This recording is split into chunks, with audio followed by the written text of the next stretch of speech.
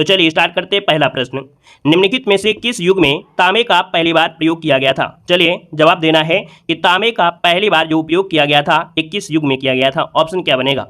Option देखिए, जवाब यहाँ पर हो जाएगा बी नंबर है, ये हो जाएगा ताम्र पाषाण युग। जिसका ऑप्शन आया है यहाँ पर बी नंबर है, राइट हो जाएगा। आगे बढ़ते हैं, क्वेश्चन आपसे अगला पूछा गया है, निम्नलिखित में से किस स्थान पर प्रथम बौद्ध संगीति का आयोजन किया गया था? यहाँ पर आंसर क्या हो जाएगा? तो दोस्तों प्रथम बौद्ध संगीति का आयोजन हुआ था आपके राजगीर, जो कि ऑप्शन बनेगा यहाँ पर आपका सी नंबर है, राइट हो जाएगा। आगे बढ़ते हैं, क्वेश्चन आपसे अगला पूछा गया है, निम्नलिखित में से वह कौन सा व्यक्ति है जिसका नाम क्या था?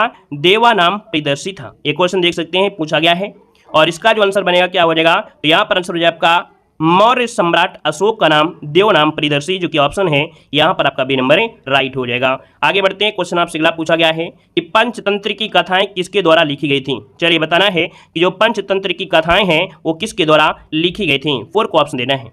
चलिए पंचतंत्र बिल्कुल सही है, ये कथाएं आपके विष्णु शर्मा के द्वारा, ऑप्शन आपका डी नंबर है, राइट हो जाएगा। विष्णु शर्मा के द्वारा ही पंचतंत्र की कहानियां या कथाएं लिखी गई थी। आगे बढ़ते हैं, क्वेश्चन आपसे अगला पूछा गया है कि गौतम बुद्ध ने सारनाथ में अपना पहला उपदेश दिया था। तो दोस्तों ये जो पहला उपदेश था इसे कहा क्या गया था? तो इस उपदेश को कहा गया था धर्मचक्र प्रवर्तन, है ना, या धर्मचक्र प्रवर्तन मुद्रा में दिया था। कितने लोगों को? तो 5 शिष्यों को दिया था। इसको ऑप्शन बी नंबर है, राइट हो जाएगा। और आगे बढ़ते हैं, क्वेश्चन आपसे अगला पूछा गया है, निम्नलिखित में से किस शासक के दरबारी कवि हर्षेण थे? चलिए बताइएगा कि किस शासक के दरबारी कवि हर्षेण थे। हर्षेण जो थे ये किसके दरबार में? तो ये आपके समुद्रगुप्त, याद रखिएगा। क्वेश्चन आंसर जो हो जाएगा बी नंबर है, समुद्रगुप्त इसका आंसर बनेगा।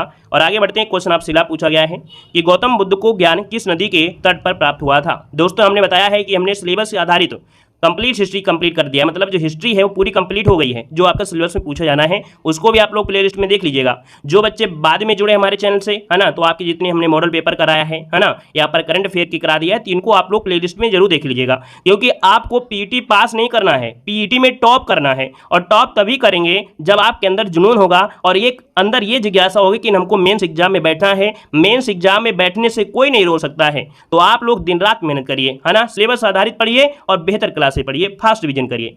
देखिए गौतम बुद्ध को ज्ञान किस नदी के तट पर? तो आप क्या कहेंगे? यहाँ पर हो जाएगा बी नंबर है, याद रखिएगा निरंजना, जिसको ऑप्शन है बी नंबर है, राइट हो जाएगा बी नंबर। आगे बढ़ते हैं, क्वेश्चन दिया गया है कि हर्षवर्धन के शासनकाल के दौरान निम्नलिखित में से कौन सी नई राजधानी थी जो कि थानेश्वर से स्थानांतरित की गई थी? दोस्तों थानेश्वर से राजधानी स्थानांतरित करके ये कहाँ पर लाए थे? तो थानेश्वर के बाद ये कहाँ पर आए थे? तो आपके कन्नौज में, है ना। याद रखिए क्वेश्चन 2 प्रकार से होता है कि हर्षवर्धन की दूसरी राजधानी कौन थी? तो दूसरी राजधानी कन्नौज, पहली राजधानी थानेश्वर, है ना। तो इसको ऑप्शन बनेगा यहाँ पर नंबर है, राइट हो जाएगा। आगे बढ़ते हैं, क्वेश्चन आपसे अगला पूछा गया है, कह रहा हड़प्पा सभ्यता के दौरान डांसिंग गर्ल अर्थात जो नृत्यकी थी, इसकी कांस्य की प्रतिमा बनाने के लिए तकनीकी का इस्तेमाल किया गया था। तो दोस्तों ये जो डांसिंग गर्ल थी, नृत्य करती हुई जो बालिका थी, इसको बनाने के लिए कौन सी तकनीकी का इस्तेमाल किया गया था? तो दोस्तों याद रखिएगा ये तकनीकी थी मोम लोपी ढलाई, या कह सकते हैं कास्टिंग, है ना। यहाँ पर जो आंसर होगा बी नंबर, मोम लोपी ढलाई। अर्थात दोस्तों आपने यूट्यूब में देखा होगा कि बहुत लोग यहाँ पर मोम में क्या करते हैं, कुछ डालते हैं, इसके बाद वो क्या होता है उसी साइज में हो जाता है। तो ये होता है मोम लोपी ढलाई, है ना। तो यहाँ पर आंसर आपका बी बनेगा। आगे बढ़ते हैं, क्वेश्चन आपसे दिया गया है, कह रहा है सिंधु सभ्यता में घोड़े की अस्थियों के अवशेष कहाँ मिले?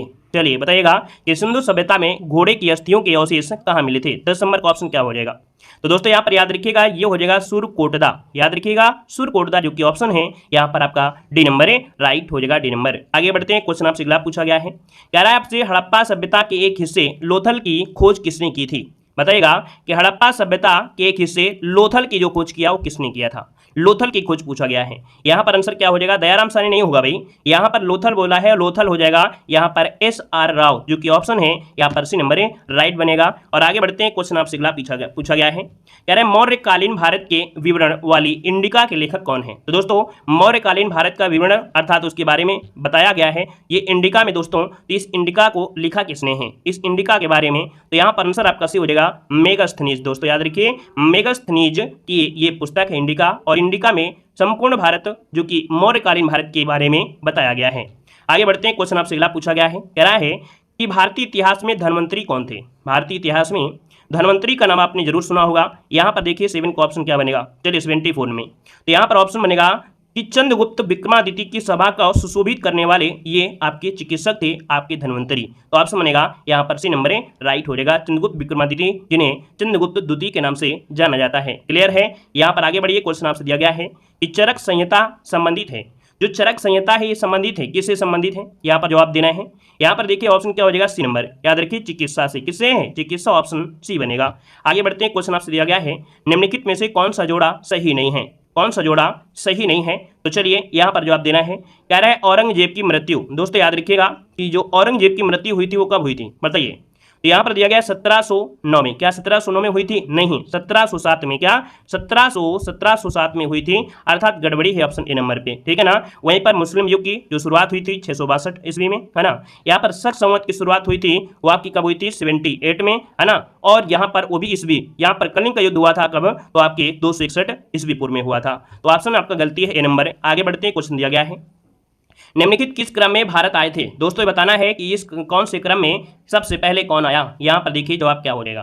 तो सबसे पहले दोस्तों यहाँ पर आया था कौन सा, फायान, ठीक है, कौन आया था, फायान आया था। इसके बाद यहाँ पर ह्वेनसांग आया था, फिर इसके बाद यहाँ पर टॉमस रो आया था। अब इतना तो आपको मालूम हो गया है कि फायान आया था किसके समय, चंद्रगुप्त द्वितीय के समय आया था। ह्वेनसांग हर्षवर्धन के समय आया था। तो टॉमस रो तो भैया अंग्रेज है ना, जहांगीर के समय, तो इसका मतलब है क्रम आपका बिल्कुल सही है, ऑप्शन बी नंबर है यहाँ पर हो जाएगा राइट। आगे बढ़ते हैं, क्वेश्चन दिया गया है कि विश्व प्रसिद्ध खजुराहो मूर्तिकला स्थित है। और दोस्तों याद रखिए खजुराहो से क्वेश्चन बनता ही बनता है।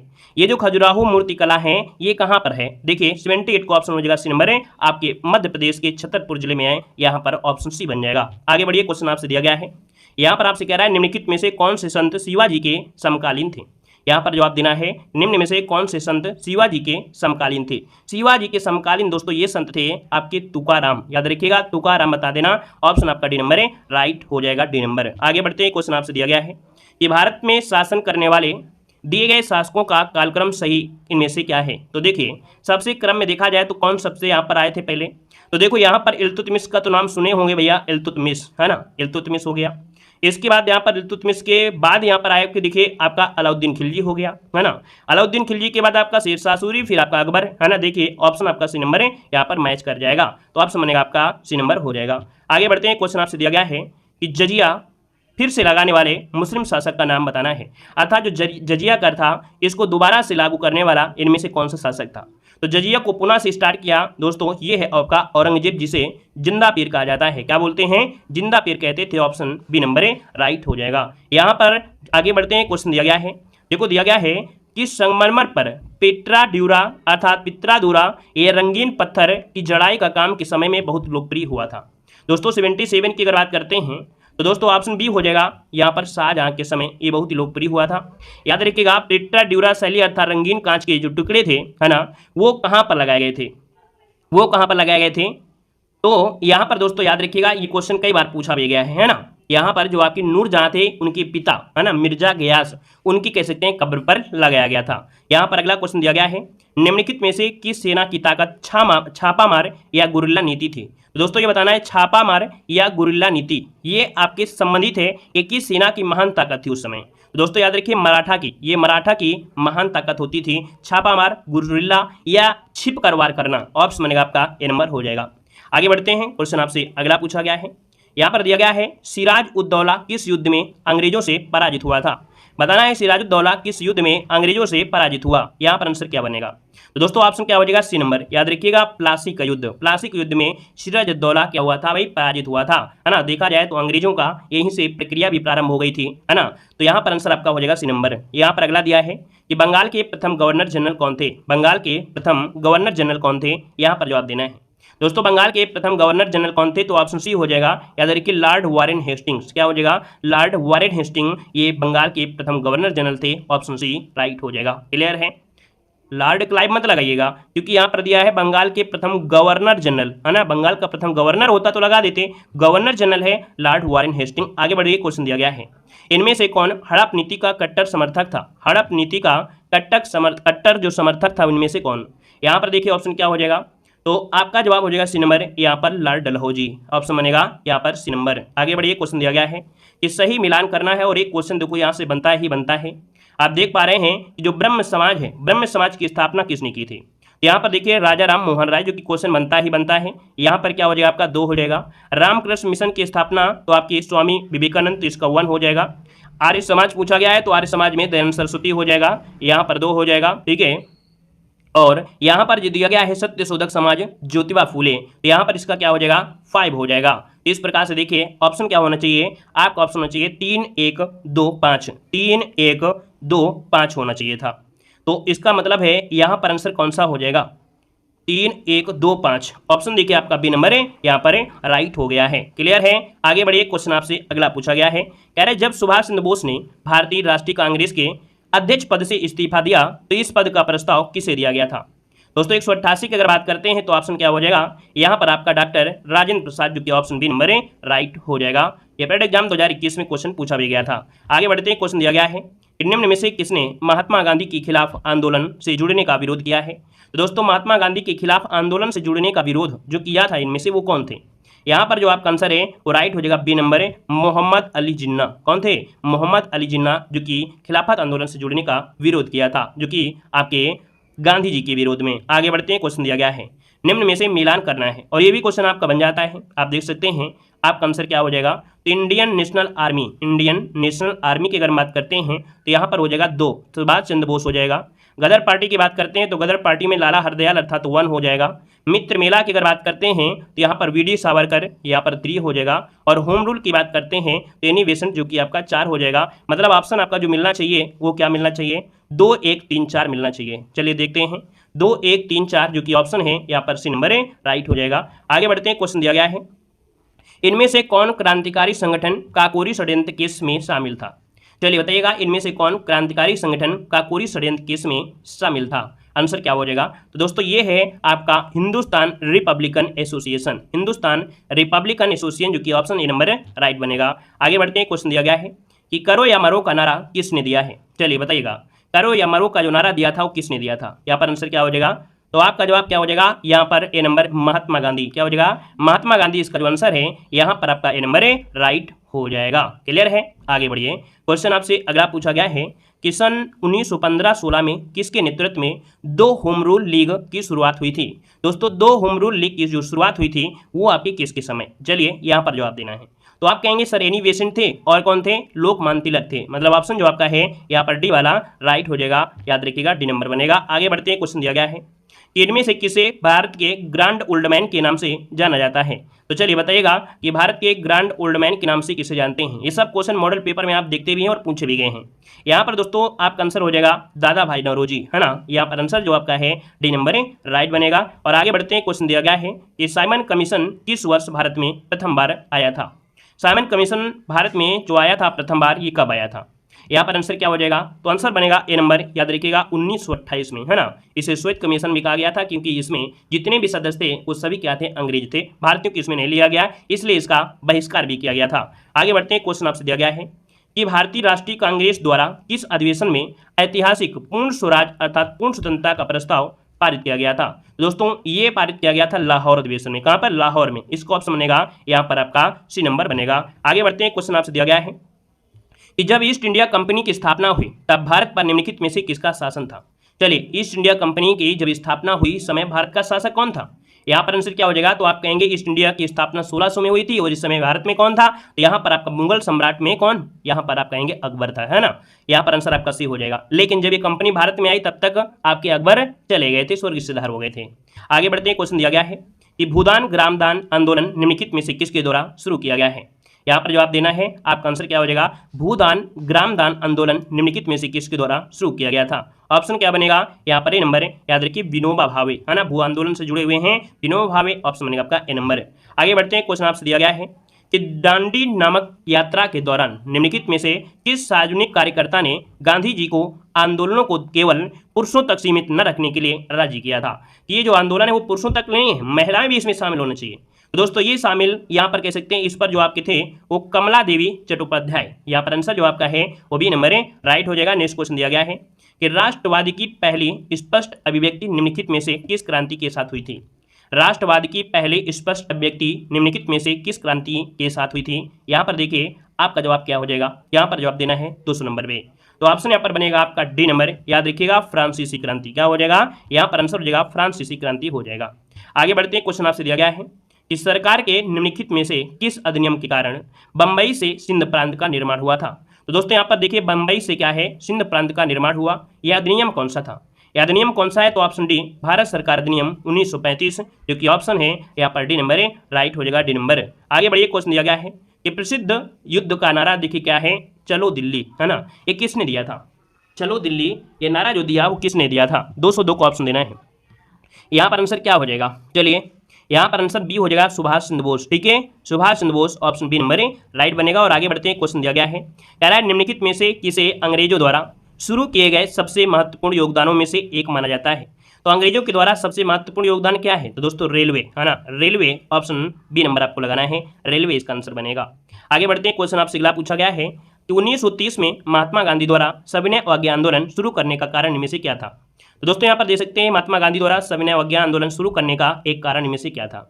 यहाँ पर कारण क्या था, इनमें से जवाब देना है। तो दोस्तों नमक कर, है ना, यहाँ पर नमक कानून तोड़ने के लिए डांडी मार्च किया गया था, ऑप्शन सी नंबर राइट हो जाएगा। आगे बढ़ते हैं, क्वेश्चन आपसे दिया गया है कि निम्नलिखित में से कौन सा 1857 के विद्रोह का परिणाम था? 1857 का जो विद्रोह हुआ इसका परिणाम क्या निकला था? पहला पॉइंट दिया गया है, ईस्ट इंडिया कंपनी की शक्तियां को ब्रिटिश क्राउन में हस्तांतरित कर दी गई। मतलब पहला ही ऑप्शन इसका राइट हो जाएगा कि जो 1857 का विद्रोह हुआ इसके बाद क्या हुआ था, जो ईस्ट इंडिया कंपनी थी इसकी शक्तियां ब्रिटिश क्राउन के पास चली गई थी ना, तो ऑप्शन बनेगा आपका ए नंबर। आगे बढ़ते हैं, क्वेश्चन आपसे दिया गया है निम्नलिखित में से कौन स्वतंत्र भारत का पहला भारतीय गवर्नर जनरल था? निम्नलिखित में से कौन स्वतंत्र भारत का पहला भारतीय गवर्नर जनरल था? 206 का ऑप्शन देना है। और दोस्तों याद रखिएगा यहाँ पर ऑप्शन सी राजगोपालाचारी, क्या हो जाएगा? सी राजगोपालाचारी स्वतंत्र भारत के प्रथम भारतीय गवर्नर जनरल, ऑप्शन सी बनेगा। अगला क्वेश्चन दिया गया है निम्नलिखित में से किस अधिनियम द्वारा वर्मा को भारत से अलग किया गया था? बताइएगा कि किस अधिनियम द्वारा वर्मा को भारत से अलग किया गया था? आंसर क्या बनेगा? चलिए यहाँ पर आंसर देना है और आपका जो आंसर है 207 नंबर में क्या बन जाएगा?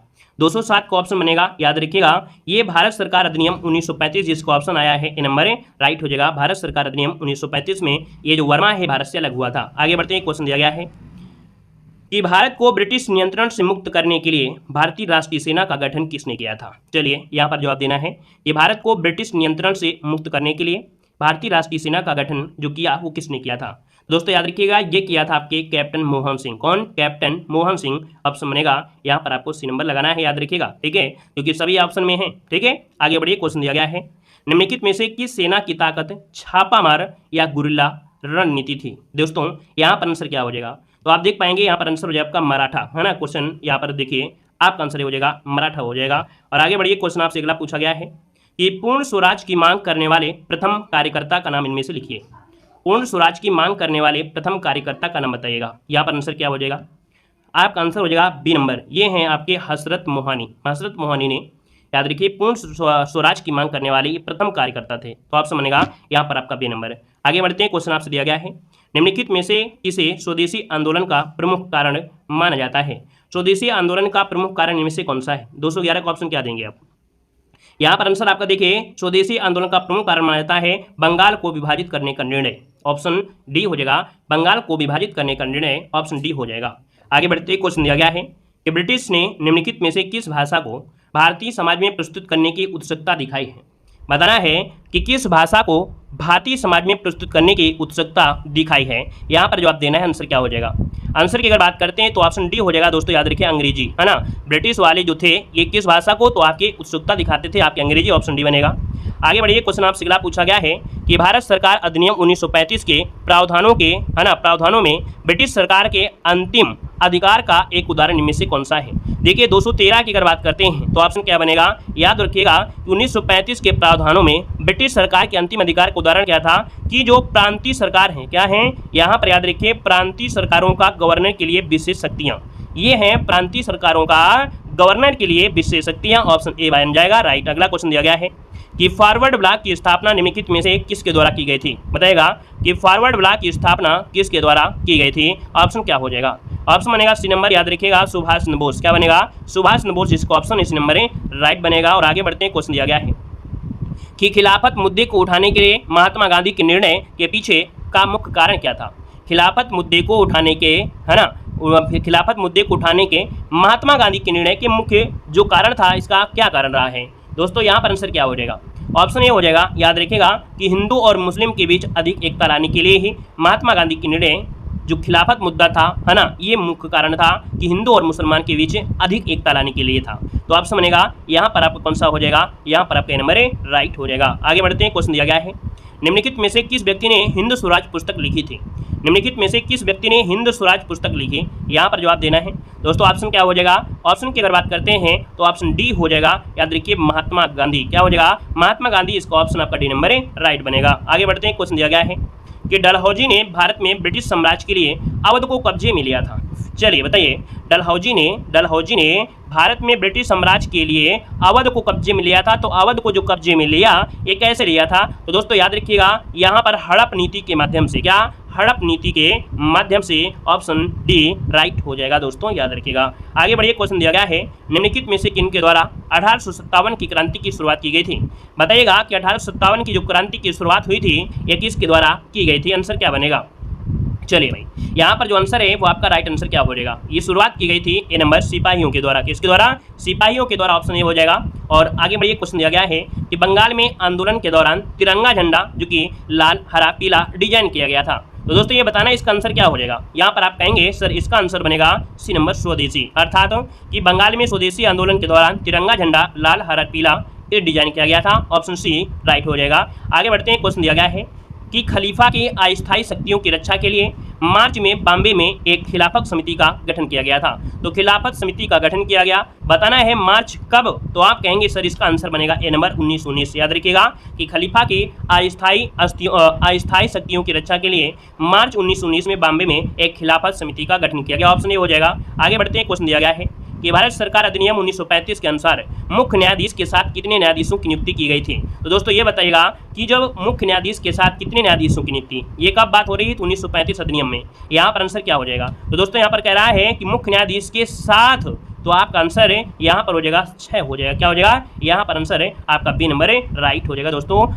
मुख्य न्यायाधीश के साथ कितने न्यायाधीश? तो दोस्तों याद रखिए ऑप्शन बी राइट हो जाएगा। और अगला क्वेश्चन दिया गया है, निम्नलिखित में से कौन सी घटना की प्रक्रिया में भारत छोड़ो आंदोलन चलाया गया था? भारत छोड़ो आंदोलन जो चलाया गया, ये आपका बताइएगा कि कौन सा आपका हो जाएगा, कौन सी प्रक्रिया होगी? कैबिनेट मिशन, वेबल योजना, साइमन कमीशन रिपोर्ट या क्रिप्स मिशन? तो दोस्तों याद रखिएगा यहाँ पर क्रिप्स मिशन की विफलता। याद रखिएगा कि कौन सी घटना? तो क्रिप्स मिशन की विफलता की घटना की प्रक्रिया में भारत में भारत छोड़ो निम्नलिखित में से किस युग में तांबे का पहली बार उपयोग किया गया था? यहाँ पर दोस्तों आपका आंसर इनमें से क्या होगा? आप कहेंगे सर तांबे का प्रयोग पूछा गया है और ये क्वेश्चन पिछली बार पूछा गया था। ठीक है, ये क्वेश्चन पिछली बार आपसे पूछा भी गया था। तो दोस्तों यहाँ पर देखिए ऑप्शन लगभग सबका जवाब आ गया है। चलिए बिल्कुल सही है। यहाँ पर ऑप्शन बनेगा बी नंबर। ये है आपका ताम्र पाषाण युग। दोस्तों याद रखिए ये तांबे का पहली बार उपयोग किया गया था कब? तो ताम्र पाषाण युग में किया गया था। ऑप्शन राइट हो जाए आपका बी नंबर बन जाएगा। यहाँ पर आगे बढ़ते क्वेश्चन दिया गया है, निम्नलिखित में से किस स्थान पर प्रथम बौद्ध संगीति का आयोजन किया गया था? यहाँ पर जवाब देना है, आपका जो आंसर है इनमें से राइट क्या हो जाएगा? यहाँ पर जवाब देना है, सभी को जवाब देना है। निम्नलिखित में से किस स्थान पर प्रथम बौद्ध संगीति का आयोजन किया गया था? चलिए और देखिए राजगीर जिसका ऑप्शन आया है, यहाँ पर राजगीर जिसका भी ऑप्शन आया है बिल्कुल सही जवाब यहाँ पर राइट हो जाए, राजगीर में आपकी हुई थी। ठीक है ना। यहाँ पर आगे बढ़ते हैं। क्वेश्चन आपसे दिया गया है, कह रहा है कि निम्न में से वह कौन सा व्यक्ति है जिसका नाम देवानाम प्रियदर्शी था? वह कौन सा व्यक्ति है जिसका नाम देवानाम प्रियदर्शी था? यहाँ पर आंसर क्या हो जाएगा? चलिए यहाँ पर जवाब देना है, सम्राट चंद्रगुप्त थे या सम्राट अशोक थे? यहाँ पर ऑप्शन में से क्या हो जाएगा? तो आप कहेंगे सर इसका जो ऑप्शन बनेगा यहाँ पर राइट हो जाएगा बी नंबर। ये है आपके मौर्य सम्राट जो कि अशोक है ना। अशोक को दोस्तों याद रखिएगा देवों का प्यारा, क्या देवों का प्यारा अर्थात देवानाम प्रियदर्शी इन्हें कहा गया है। यहाँ पर दोस्तों आगे बढ़ते हैं। क्वेश्चन आपसे दिया गया है, कह रहा आपसे कि पंचतंत्र की कथा किसके द्वारा लिखी गई थी? पंचतंत्र की कथा किसके द्वारा लिखी गई थी? तो आप कहेंगे यहाँ पर विष्णु शर्मा है। यहाँ पर विष्णु शर्मा जो ऑप्शन है, यहाँ पर विष्णु शर्मा आपका जवाब राइट हो जाएगा दोस्तों, याद रखिएगा। यहाँ पर आगे बढ़ते हैं। क्वेश्चन आपसे दिया गया है, कह रहा आपसे कि गौतम बुद्ध ने सारनाथ में अपना पहला उपदेश दिया था। तो गौतम बुद्ध ने अपना पहला उपदेश दिया था सारनाथ में और इस उपदेश को कहा क्या गया था? तो कहा गया था धर्मचक्र परिवर्तन। क्या धर्मचक्र परिवर्तन कहा गया था? मतलब ऑप्शन जो आपका है यहाँ पर बी नंबर राइट हो जाएगा। ठीक है ना। और दोस्तों याद रखिए कितने, तो आपके 5 शिष्यों को इन्होंने पहला उपदेश यहाँ पर दिया था। यहाँ पर आगे बढ़ते हैं। क्वेश्चन आपसे अगला पूछा गया है, कह रहा आपसे निम्नलिखित में से किस शासक के दरबारी कवि हर्षसेन थे? किस शासक के दरबारी कवि हर्षेण थे? तो आप कहेंगे सर हर्षेण, जो कि एग्जाम में पूछा गया है, यहाँ पर समुद्रगुप्त, याद रखिएगा हर्षेण समुद्रगुप्त के दरबारी कवि थे। तो इसको ऑप्शन आ गया है यहाँ पर बी नंबर बिल्कुल सही जवाब है, यहाँ पर राइट हो जाएगा। अगले क्वेश्चन को आते हैं। क्वेश्चन दिया गया है कि गौतम बुद्ध को ज्ञान किस नदी के तट पर प्राप्त हुआ था? ऐसे ही क्वेश्चन पूछे जाते हैं हल्के पल के, है ना, बिल्कुल हल्के क्वेश्चन होते हैं। ऐसा नहीं कि पीसीएस पढ़ा दो, उसको आईएएस पढ़ा दो। भैया जो एग्जाम, जैसा एग्जाम होता है वैसा पढ़ाइए तो बच्चा पढ़ने में मन लगेगा और उसका एग्जाम भी निकलेगा। अब कहेंगे जान लगा देते हैं, पीसीएस का पढ़ा देंगे, आईएएस पढ़ा देंगे, बच्चों को इतना ज्यादा इंप्रेस कर देंगे, नई नई बातें बता देंगे तो बच्चा इंप्रेस हो जाएगा। तो इंप्रेस से थोड़ा होता है एग्जाम के लेवल से, आपका लेवल कैसा है। ये पिछले साल ही क्वेश्चन पूछे गए थे, ऐसे हलवा वाले क्वेश्चन पूछे गए थे, है ना। यहाँ पर गौतम बुद्ध को ज्ञान किस नदी के तट पर? तो आप कहेंगे यहाँ पर निरंजना नदी के किनारे, जो कि ऑप्शन बी हो जाएगा, निरंजना नदी के तट पर यहाँ पर हुआ था दोस्तों, याद रखिएगा, ठीक है। जिसे फाल्गु के नाम से भी जाना जाता है। बोधि वृक्ष के नीचे यहाँ पर इनको, अर्थात पीपल के पेड़ के नीचे आत्मज्ञान मिला था। यहाँ पर आगे बढ़ते हैं। क्वेश्चन आपसे दिया गया है, कह रहा आपसे कि हर्ष के शासनकाल के दौरान निम्नलिखित में से कौन सी नई राजधानी थी जो थानेसर से स्थानांतरित हुई थी? दोस्तों यहाँ पर देखिए, थानेसर से स्थानांतरित होकर कहां पर आए थे? आपके कन्नौज में। यह हर्षवर्धन की आपकी नई राजधानी थी, क्योंकि पहले जो हर्षवर्धन था थानेश्वर का राजा था, लेकिन बाद में यहाँ पर क्या हुआ, कन्नौज का राजा हो गया। ऑप्शन बन जाएगा ए नंबर। यहाँ पर आगे बढ़ते हैं। क्वेश्चन आपसे अगला पूछा गया है, कह रहा है कि हड़प्पा सभ्यता के दौरान डांसिंग गर्ल अर्थात नर्तकी की जो कांस्य प्रतिमा है बनाने के लिए कौन सी तकनीक का इस्तेमाल किया गया था? तो दोस्तों ये जो आपकी डांसिंग गर्ल थी, है ना, ये दोस्तों इसको बनाया कैसे गया था? तो मोमलोपी विधि, इसे बोलते हैं मोमलोपी विधि कहते हैं। अर्थात यहाँ पर जो ऑप्शन बी नंबर है कास्टिंग, आपका जवाब इनमें से राइट हो जाएगा दोस्तों, याद रखिएगा, ठीक है। यहाँ पर आगे बढ़ते हैं। क्वेश्चन दिया गया है कि सिंधु सभ्यता में घोड़े की अस्थियों के अवशेष कहाँ से मिले हैं? बताएगा कि सिंधु सभ्यता में घोड़े की अस्थियों के अवशेष कहाँ से मिले हैं। अब आप कहेंगे सर यहां पर देखा जाए तो आंसर क्या हो जाएगा, सुरकोटदा। सुरकोटदा जो आपका है कहां पर है? गुजरात के कच्छ जिले में है। जो ऑप्शन बनेगा यहां पर आपका कौन, सॉरी, सुरकोटडोर दिया गया और नीचे दिया गया सुरकोटदा दिया गया है। मतलब दोस्तों देखा जाए दोनों में क्या है, जल्दीबाजी में गलत हो सकता है, क्योंकि भैया सुरकोटडोर दिया है और ये सुरकोटदा है। ऑप्शन आपको डी वाला लगाना है, क्या सुरकोटदा जो ऑप्शन है ये आपको आंसर सही करना है दोस्तों, याद रखिएगा, ठीक है ना। यहां पर आगे बढ़ते हैं। क्वेश्चन आपसे दिया गया है कि हड़प्पा सभ्यता के एक हिस्से लोथल की जो खोज किया था किसने किया था? जवाब आपको देना है कि हड़प्पा सभ्यता के एक हिस्से लोथल की खोज किसने की थी। चलिए, लोथल की जो खोज किया था दोस्तों याद रखिएगा, दयाराम साहनी तो आपके नहीं थे भाई, रखाल दास नहीं थे, यहां पर थे आपके एस आर राव, माने कौन थे? एस आर राव ने दोस्तों यहां पर खोज किया था जो कि लोथल की। और लोथल दोस्तों देखिएगा कि ये क्या है, एक बंदरगाह भी है ना, लोथल जो कि एक बंदरगाह था। तो ऑप्शन बनेगा यहां पर सी नंबर राइट हो जाएगा। आगे बढ़ते हैं। क्वेश्चन आपसे दिया गया है कि मौर्यकालीन भारत के विवरण वाली इंडिका के लेखक कौन है? यहां पर जो आप देना है कि भैया देखिए कि मौर्य काल के बारे में बताने वाली जो इंडिका के लेखक कौन है। यहां पर दोस्तों आपका जो आंसर है आपका मेगस्थनीज, जिसका ऑप्शन आया है सी नंबर राइट हो जाएगा। मेगस्थनीज आपका आंसर है राइट हो जाएगा। भारत के समाज, वहां के नगर, उनके भूगोल आदि के बारे में वर्णन देखने को मिलता है। अगला दिया गया है कि भारतीय इतिहास में धन्वंतरी कौन थे? भारतीय इतिहास में धन्वंतरी कौन थे? तो हर्ष से कोई लेना देना नहीं है। धन्वंतर जो थे उज्जैन के राजा विक्रमादित्य के नवरत्नों में से एक आपके थे, अर्थात चंद्रगुप्त द्वितीय के दरबार में ये चिकित्सक थे। क्या थे? चिकित्सक थे। यहाँ पर आंसर आपका राइट हो जाएगा सी नंबर है। यहाँ पर आगे बढ़ते हैं। क्वेश्चन दिया गया है क्या आपसे चरक संहिता संबंधित है। चरक संहिता जो संबंधित है आप कहेंगे सर चिकित्सा से है, और चिकित्सा कहां पर है? ऑप्शन सी दिया गया है। और ये संस्कृत भाषा में है। कौन सी भाषा में? तो आपके संस्कृत भाषा में है, याद रखिएगा संस्कृत भाषा में है। यहां पर आगे बढ़ते हैं। क्वेश्चन आपसे दिया गया है निम्न में से कौन सा जोड़ा सही नहीं है? कौन सा जोड़ा सही नहीं है? कह रहा है औरंगजेब की मृत्यु हुई थी 1709 में, जो कि गलत है, क्योंकि आपको मालूम है कि 1707 में औरंगजेब की क्या हुई थी? मृत्यु हुई थी। पहला ऑप्शन गलत हो गया। यहाँ पर देखिए 622 में मुस्लिम युग की शुरुआत हुई थी, है ना। यहाँ पर शक संवत युग की आप देख सकते हैं 78 में स्टार्ट हुआ था। यहाँ पर कलिंग युद्ध जो हुआ था वो आपके 261 ईस्वी पूर्व में हुआ था। कुल मिला के देखा जाए तो आप कहेंगे सर यहाँ पर ए नंबर जो आपका दिया गया है ये पूर्णता क्या है? यहाँ पर गलत दिया गया है, याद रखिएगा, ठीक है ना। यहाँ पर आगे बढ़ते हैं। क्वेश्चन आपसे दिया गया है कह रहे निम्नलिखित में से किस क्रम में भारत आए थे?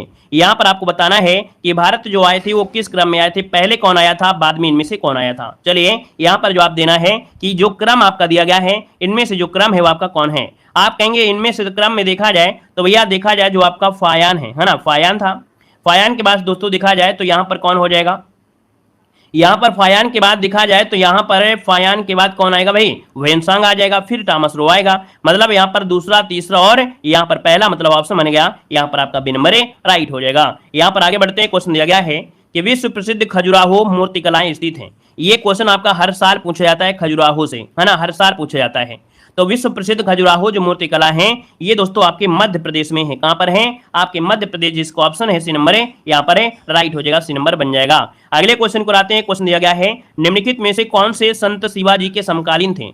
कौन से संत शिवाजी के समकालीन थे, यहाँ पर ऑप्शन को लॉक करना है। आपका जवाब इनमें से क्या होगा, तो सर जी आप कहेंगे यहाँ पर जो तुकाराम है, कौन, संत तुकाराम, ये शिवाजी के समकालीन थे, ऑप्शन बनेगा यहाँ पर डी नंबर है। और अगला क्वेश्चन आपके सामने दिया गया है कि भारत में शासन करने वाले दिए गए शासकों का कालक्रम के अनुसार सही क्रम आपको बताना है। अब आप ये बताइए सबसे पहले कौन आया था, इनमें से ध्यान दीजिए और फिर बताइए सबसे पहले आया कौन होगा। यहाँ पर दोस्तों दिया गया है शेर शाह सूरी, और शेर शाह सूरी की अगर बात करते हैं तो यहाँ पर देखा जाए इल्तुतमिश पहले आया था, है ना। अब इसके बाद इल्तुतमिश के बाद देखा जाए अलाउद्दीन खिलजी हो जाएगा, फिर शेर शाह सूरी, फिर आपका अकबर। मतलब ऑप्शन देखिए आपका जवाब कौन बन रहा है, यहाँ पर ऑप्शन बन रहा है सी वाला, यहाँ पर राइट हो जाएगा, सी नंबर बन जाएगा। यहाँ पर आगे बढ़ते हैं, क्वेश्चन आपसे दिया गया है कि जजिया फिर से लगाने वाला मुगल शासक इनमें से कौन था। जजिया को सबसे पहले जो लगाया वो किसने लगाया था, तो आप कहेंगे दोबारा, है ना। सबसे पहले तो आपके देखा जाए तो 712 ईस्वी में जब मोहम्मद बिन कासिम आया था तब इसने लगाया था, लेकिन यहाँ पर दोस्तों पुनः जजिया कर लगाया। इनमें से दोस्तों देखा जाए तो दिल्ली सल्तनत काल में ये दोस्तों आपका कौन है, तो आप कहेंगे जो औरंगजेब है इसने फिर से लगाया था, क्योंकि इसके पहले अकबर ने बंद कर दिया था, जजिया कर को अकबर ने बंद किया था, इसके बाद जजिया कर को पुनः लगा दिया था, आपके औरंगजेब ने लगा दिया था। क्लियर है ना। यहाँ पर अगले पॉइंट को आते हैं, पॉइंट आपसे दिया है मोहनजोदड़ो शब्द का अर्थ इनमें से क्या है। देखो आप बताइएगा कि जितना हमने यहाँ पर अभी पढ़ाया है ये प्रीवियस ईयर क्वेश्चन आपके थे, है ना, जो आपके 2021 में 2022 में कुछ हमने लिए थे, ज्यादा भी नहीं लिए हैं, कुछ ही लिया था, लेकिन आपको बस ये दिखाना था कि क्वेश्चन का लेवल क्या होता है ना, क्वेश्चन का लेवल होता क्या है। भाई जो एग्जाम का सिलेबस है, जो एग्जाम का लेवल है, उस लेवल के अगर आप पढ़ेंगे तभी आप अच्छे मार्क ला पाएंगे, ठीक है ना। और ऐसा लेवल आपका देखो पिछली बार पूछा गया था, तो हम यहाँ पर आईएएस और पीसीएस वाली पढ़ाई थोड़ा पढ़ा रहे हैं कि आईएएस वाली या पीसीएस वाली पढ़ाई पढ़ाने लगे। जो लेवल है वही लेवल आपको पढ़ के चलना है, तभी अच्छे मार्क मिलेंगे, क्योंकि जब प्री निकालोगे अच्छे नंबर से तभी मेंस में पहुंच पाओगे, नहीं तो पहले आप डिमोटिवेट हो जाओगे, ठीक है ना। अब दोस्तों यहाँ पर रिस्पेक्टेड होंगे, कह रहा है मोहनजोदड़ो शब्द का अर्थ इनमें से है क्या। कह रहा है मोहनजोदड़ो शब्द का अर्थ इनमें से क्या है, वन को ऑप्शन देना है, फटाफट जवाब देना है। तो आपका आंसर क्या हो जाएगा, तो चलिए जवाब देना है मोहनजोदड़ो शब्द का earth the dead of mountain, अर्थात यहाँ पर होता है मृतकों का टेला, अर्थात जिसका ऑप्शन आया है बी नंबर यहाँ पर राइट जवाब हो जाएगा, है ना। अगला क्वेश्चन यहाँ पर दिया गया है, कह रहा है सभ्यता, क्या हड़प्पा सभ्यता के एक हिस्से लोथल की खुदाई किसने किया था। चलिए यहाँ पर जवाब देना है, फटाफट जवाब देना है, जितने भी साथी यहाँ पर जुड़े हैं सभी लोग यहाँ पर जवाब देंगे। हड़प्पा सभ्यता के एक हिस्से लोथल की जो खोज किया था वो किसने किया था। चलिए लोथल की अगर बात करते हैं तो दोस्तों आप कहेंगे यहाँ पर जो ऑप्शन दिया गया है एस.आर. राव, मतलब ऑप्शन जो आपका सी है यहाँ पर एस.आर. राव हो जाएगा। और अगला क्वेश्चन आते हैं, क्वेश्चन दिया गया है कि सिंधु सभ्यता में घोड़े की अस्थियों के अवशेष कहाँ मिले हैं। दोस्तों यहाँ पर देखिए ऑप्शन क्या हो जाएगा, तो आप कहेंगे शुक्रा दूर जो आपका दिया है डी नंबर यहाँ पर राइट हो जाएगा, है ना। इसको हमने इसके पहले ही पढ़ा दिया था, ये हमने ये जो आपकी सीरीज है 2021 में भी पढ़ाया था, 2022 में पढ़ाया है, और देख सकते हैं सेम टू सेम क्वेश्चन छपे हुए मिले हैं। सेम टू सेम क्वेश्चन, बिल्कुल ना ऑप्शन बदला है और ना ही कुछ बदला है, ना क्वेश्चन का भाव बदला है, सेम टू सेम क्वेश्चन पूछते हैं। हम उतना ही पढ़ाते हैं, किताबों से पढ़ाते हैं, अगर आपका पेड़ का है तो पेड़ का ही पढ़ाएंगे, इसलिए सेम टू सेम क्वेश्चन, क्योंकि इतना बड़ा सिलेबस है ही नहीं है। चलिए यहाँ पर आगे बढ़ते हैं, क्वेश्चन दिया गया है उपनयन समारोह से क्या तात्पर्य है, बताइएगा उपनयन समारोह से क्या तात्पर्य है। क्वेश्चन नंबर 4 का ऑप्शन देना है, आपका जवाब क्या होगा, तो आप कहेंगे सर उपनयन समारोह जो होता है ये बच्चे को पवित्र जनेऊ धारण कराया जाता है, बच्चे को पवित्र जनेऊ धारण कराया जाता है, ऑप्शन सी नंबर इसका राइट हो जाएगा। अगले क्वेश्चन को आते हैं, क्वेश्चन आपसे लिया गया है कि सत्यमेव जयते एक महाकाव्य जो है कहां से लिया गया है। सत्यमेव जयते जो लिया गया है वो आपके कहां से लिया गया है, आपका जो आंसर है यहाँ पर राइट क्या हो जाएगा, फटाफट जवाब देना है, यहाँ पर आंसर क्या होगा, सत्यमेव जयते कहां से लिया गया है। आप कहेंगे सर मुंडक उपनिषद से लिया गया है, जो कि ऑप्शन है यहाँ पर सी नंबर है, मुंडक उपनिषद से लिया गया है। दोस्तों याद रखिएगा। यहाँ पर आगे बढ़ते हैं, क्वेश्चन आपसे दिया गया है, कह रहा है ऋग्वेद में निम्नलिखित में से किस देवता की सर्वाधिक महत्ता का वर्णन मिलता है। बताइएगा कि ऋग्वेद में किस देवता की सर्वाधिक महत्ता का वर्णन मिलता है। तो दोस्तों आपका ऋग्वेद आपसे पूछा है और ऋग्वेद की अगर बात कर लिया है तो आप कहेंगे सर यहां पर आंसर लॉक कर दीजिएगा। यहां पर जो इंद्र हैं, कौन, भगवान इंद्र, इनकी सर्वाधिक महत्ता देखने को मिलती है ऋग्वेद में, तो ऑप्शन बी नंबर है राइट हो जाएगा। नेक्स्ट क्वेश्चन को आते हैं। क्वेश्चन आपसे दिया गया है कि प्राचीनतम वेद इनमें से कौन सा है, इनमें से सबसे प्राचीन वेद कौन सा है। आप कहेंगे सबसे प्राचीन वेद आपका ऋग्वेद हो जाएगा। ऋग्वेद जो कि ऑप्शन है यहाँ पर ए नंबर है राइट हो जाएगा ऋग्वेद। अगला क्वेश्चन बताइएगा। क्वेश्चन दिया गया है कि शतपथ ब्राह्मण और तैत्रीय ब्राह्मण के ब्राह्मण मूल पाठ हैं। मतलब ये कह सकते हैं कि जो शतपथ ब्राह्मण हैं और तैत्रीय ब्राह्मण हैं, ये जो होते हैं यजुर्वेद के ब्राह्मण मूल पाठ होते हैं। यहाँ पर आंसर है आपका डी नंबर है राइट हो जाएगा। यहाँ पर आगे बढ़ते हैं। क्वेश्चन दिया गया है कि बुद्ध को महापरिनिर्वाण कहां पर प्राप्त हुआ था। चलिए जवाब देना है कि बुद्ध को महापरिनिर्वाण कहां प्राप्त हुआ था।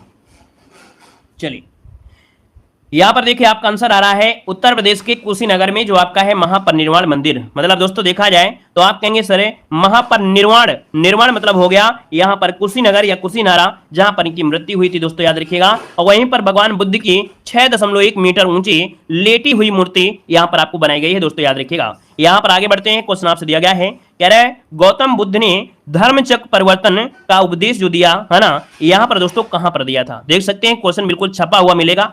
यहां पर दोस्तों आप देख सकते हैं आपका जो आंसर आ गया है आपका सारनाथ।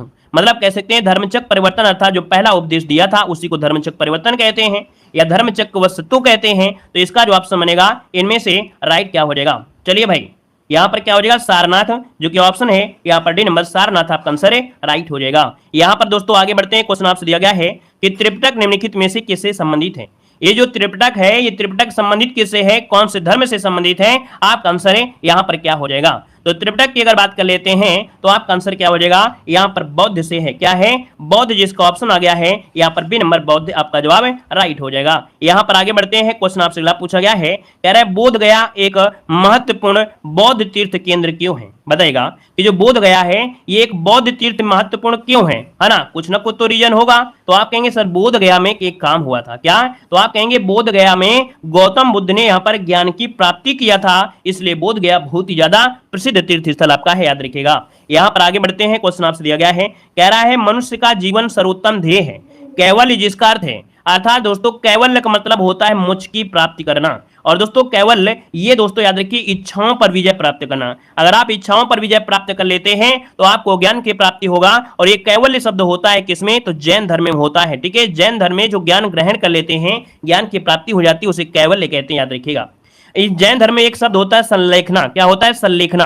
तो दोस्तों याद रखिए संलेखना विधि द्वारा ये लोग अपने प्राण त्यागते हैं, कुछ खाते पीते नहीं हैं और ऐसे ही यहाँ पर डेथ हो जाती है। तो संलेखना विधि द्वारा प्राण त्यागते हैं कौन, जैन धर्म में। आगे बढ़ते हैं। क्वेश्चन दिया गया है कि 24वें जैन तीर्थकर या अंतिम तीर्थकर इनमें से कौन थे। जवाब दीजिएगा 24वें तीर्थकर या अंतिम तीर्थकर इनमें से कौन थे। तो आप कहेंगे सर यहाँ पर जो ऑप्शन सी है महावीर स्वामी, ये 24वें तीर्थकर आपके थे या अंतिम कह सकते हैं। वहीं पर दोस्तों जो आपके पार्श्वनाथ थे वो कौन से, तो 23वें नंबर के आपके थे पार्श्वनाथ। ऋषभ देव जो आपके थे पहले आपके तीर्थकर थे। और आपके दोस्तों देखा जाए श्रवणबेलगोला में इनकी मूर्ति भी आपकी बनी है ना। हर साल महामोक्षी एक कह सकते हैं महोत्सव भी आपका होता है। यहाँ पर आगे बढ़ते हैं। क्वेश्चन दिया गया है, कह रहा है जैन धर्म में 3 रत्न है ना दिए गए हैं और उन निर्वाण का मार्ग कहा जाता है, ये है क्या। तो ये 3 जो शब्द आपके हैं कौन से हैं, तो सही विश्वास, सही ज्ञान और सही आचरण। अगर दोस्तों सही विश्वास है, सही ज्ञान है और सही आचरण है तो आपको दोस्तों त्रिरत्न अर्थात निर्वाण प्राप्त हो जाएगा। यहां पर आंसर आपका डी होगा। और यही आपके साथ होता है, अगर आप अच्छे स्टूडेंट हैं, पढ़ने वाले स्टूडेंट हैं, तो आपके अंदर एक सही विश्वास होगा, सही ज्ञान होगा, सटीक ज्ञान होगा और आपका आचरण भी आपका अच्छा ही होगा, है ना। लेकिन अगर आपका इसका विपरीत है, आप उदंड बालक की श्रेणी में आते हैं, तो ना तो आपको विश्वास आपका होगा अपने आप में, ना तो आपको सही ज्ञान होगा, ना ही तो आपका आचरण, क्योंकि आचरण तो पहले ही खराब है, तभी तो आपको उदंड बोला गया है ना। तो ऐसे लोगों को ना ही जॉब मिलेगी ना ही मुक्ति मिलेगी, है ना, बस पृथ्वी के बोझ बन जाएंगे और कुछ नहीं। यहां पर आगे बढ़िए। क्वेश्चन आपसे पूछा गया है कि अशोक के प्रधान शिलालेखों में सबसे बड़ा शिलालेख कौन सा है। चलिए बताइएगा। कह रहा है अशोक के प्रधान शिलालेखों में सबसे बड़ा जो शिलालेख है वो आपका कौन सा है। आप कहेंगे यहां पर जो आंसर है वो राइट क्या हो जाएगा। आप कहेंगे सर जी जो 13वां शिलालेख है ये सबसे बड़ा शिलालेख है। और दोस्तों याद रखिएगा कि ये युद्ध आपका हुआ था, अर्थात जो अशोक ने अपना अंतिम युद्ध कह सकते हैं, जो लड़ा था वो उसका वर्णन आपको इससे मिलता है। इस युद्ध के बाद दोस्तों इन्होंने कभी युद्ध नहीं लड़ा है, जो कि ऑप्शन सी हो जाएगा, ठीक है ना। और यहां पर दोस्तों आगे बढ़ते हैं, क्वेश्चन दिया गया है, कह रहे देवानामप्रिय नाम से किसे जाना जाता है। क्वेश्चन नंबर 17 ऑप्शन को लॉक करेंगे कि देवानामप्रिय नाम से किसे जाना जाता है। तो दोस्तों यहां पर देखिए आपका जो आंसर आ गया बी नंबर है, यहां पर अशोक जो ऑप्शन आ गया है बी नंबर है राइट हो जाएगा। यहां पर आगे बढ़ते हैं, क्वेश्चन दिया गया है कि सम्राट अशोक का कौन सा शिलालेख कलिंग पर उनके विजय का उल्लेख करता है। दोस्तों बताइएगा कि सम्राट अशोक का कौन सा शिलालेख कलिंग पर उनके विजय का उल्लेख करता है। आपका जवाब क्या होगा, तो आप कहेंगे सर ये जो 13वां शिलालेख है ये सबसे बड़ा शिलालेख है और इसी में कलिंग युद्ध जो हुआ था और इस युद्ध के बाद अशोक ने युद्ध वगैरह त्याग दिया था। दोस्तों याद रखिएगा, ठीक है ना, क्लियर है, क्लियर। आगे बढ़ते हैं, क्वेश्चन दिया गया है, कह रहे अशोक का सिंह चतुर्भुज जो स्तंभ है वो एक स्तंभ पर था, अर्थात यहां पर देखा जाए तो आपका आंसर क्या होगा, यहां पर क्वेश्चन नंबर 19 की अगर बात करते हैं तो दोस्तों देखिए सिंह चतुर्भुज जो कि आपके सारनाथ में, कहां पर है, सारनाथ में, ऑप्शन डी हो जाएगा। अगले क्वेश्चन को आते हैं, क्वेश्चन दिया गया है कि निम्नलिखित में से मौर्य कला का सर्वोत्तम प्रतिमान इनमें से कौन सा है। मौर्य कला में जो सर्वोत्तम प्रतिमान है इनमें से कौन है, तो मौर्य काल में दोस्तों जो आपके होते हैं कौन, यहां पर स्तंभ है ना, यहां पर आंसर आपका ये बनेगा। और अगले क्वेश्चन को आते हैं, क्वेश्चन दिया गया है निम्नलिखित में से कौन सा अशोक के साम्राज्याधीन नहीं था। निम्नलिखित में से कौन सा अशोक के साम्राज्य के अधीन में नहीं आता था। तो साम्राज्य देखिए अशोक के अंडर में देखा जाए तो कश्मीर था, गुर्जर था, कर्नाटक था, लेकिन कामरूप नहीं था।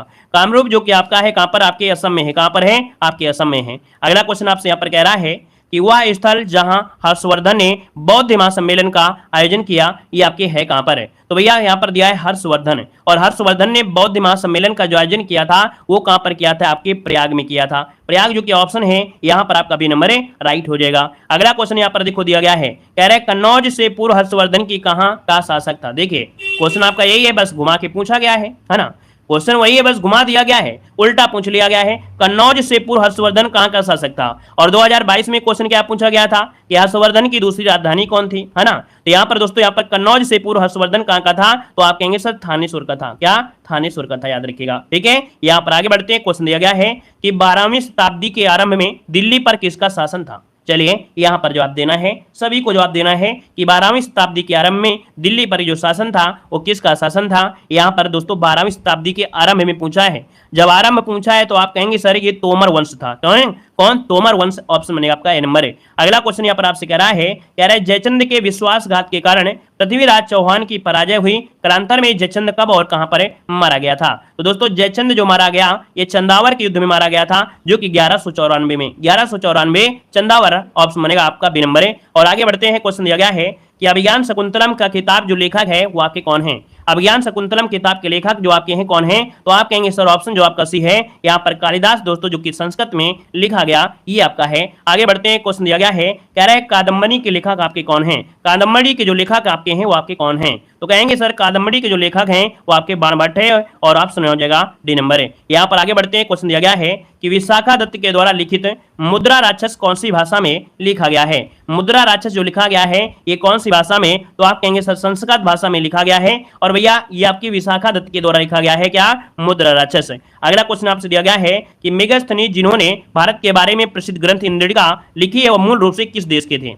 अब 2022 में क्या क्वेश्चन पूछा गया, क्वेश्चन 2022 में ये पूछा गया कि मेगास्थनीज की जो पुस्तक का नाम है क्या है, इंडिका है। या क्वेश्चन ऐसे पूछा गया इंडिका के बारे में, है ना, तो आपका मेगास्थनीज, बात तो वही है। क्वेश्चन आपको चाहे इधर से निकाले चाहे उधर से निकाले, क्वेश्चन तो आपका वही है। बस इसी क्वेश्चन में सब कुछ हो गया कि मेगास्थनीज जिन्होंने भारत के बारे में लिखा है इंडिका, और वो किस देश के आपके थे, तो इसमें सब कुछ आ गया दोस्तों। ये थे आपके कहां का, ग्रीस के थे, कहां पर, ग्रीस, जो कि ऑप्शन है आपका बी नंबर है। यहां पर आगे बढ़ते हैं, क्वेश्चन दिया गया है कि खजुराहो प्रसिद्ध समूह स्मारक किस राज्य में है। ये भी 2022 में क्वेश्चन पूछा गया है, खजुराहो समूह के प्रसिद्ध स्मारक कहां पर है। तो भैया हर बार पूछा जाता है, चाहे 2021 हो, चाहे 2022 हो, और चाहे 2023 हो, चाहे 2024 हो। यहाँ पर देखिए ऑप्शन बी हो जाएगा Madhya Pradesh, option B number है राइट हो जाएगा मध्य प्रदेश। अगले क्वेश्चन को आते हैं, क्वेश्चन दिया गया है कि मंदिर एलोरा महाराष्ट्र में स्थित एक प्राचीन हिंदू मंदिर है जो कि चट्टानों को काटकर बनाए गए सबसे बड़े मंदिरों में से आपके एक हैं।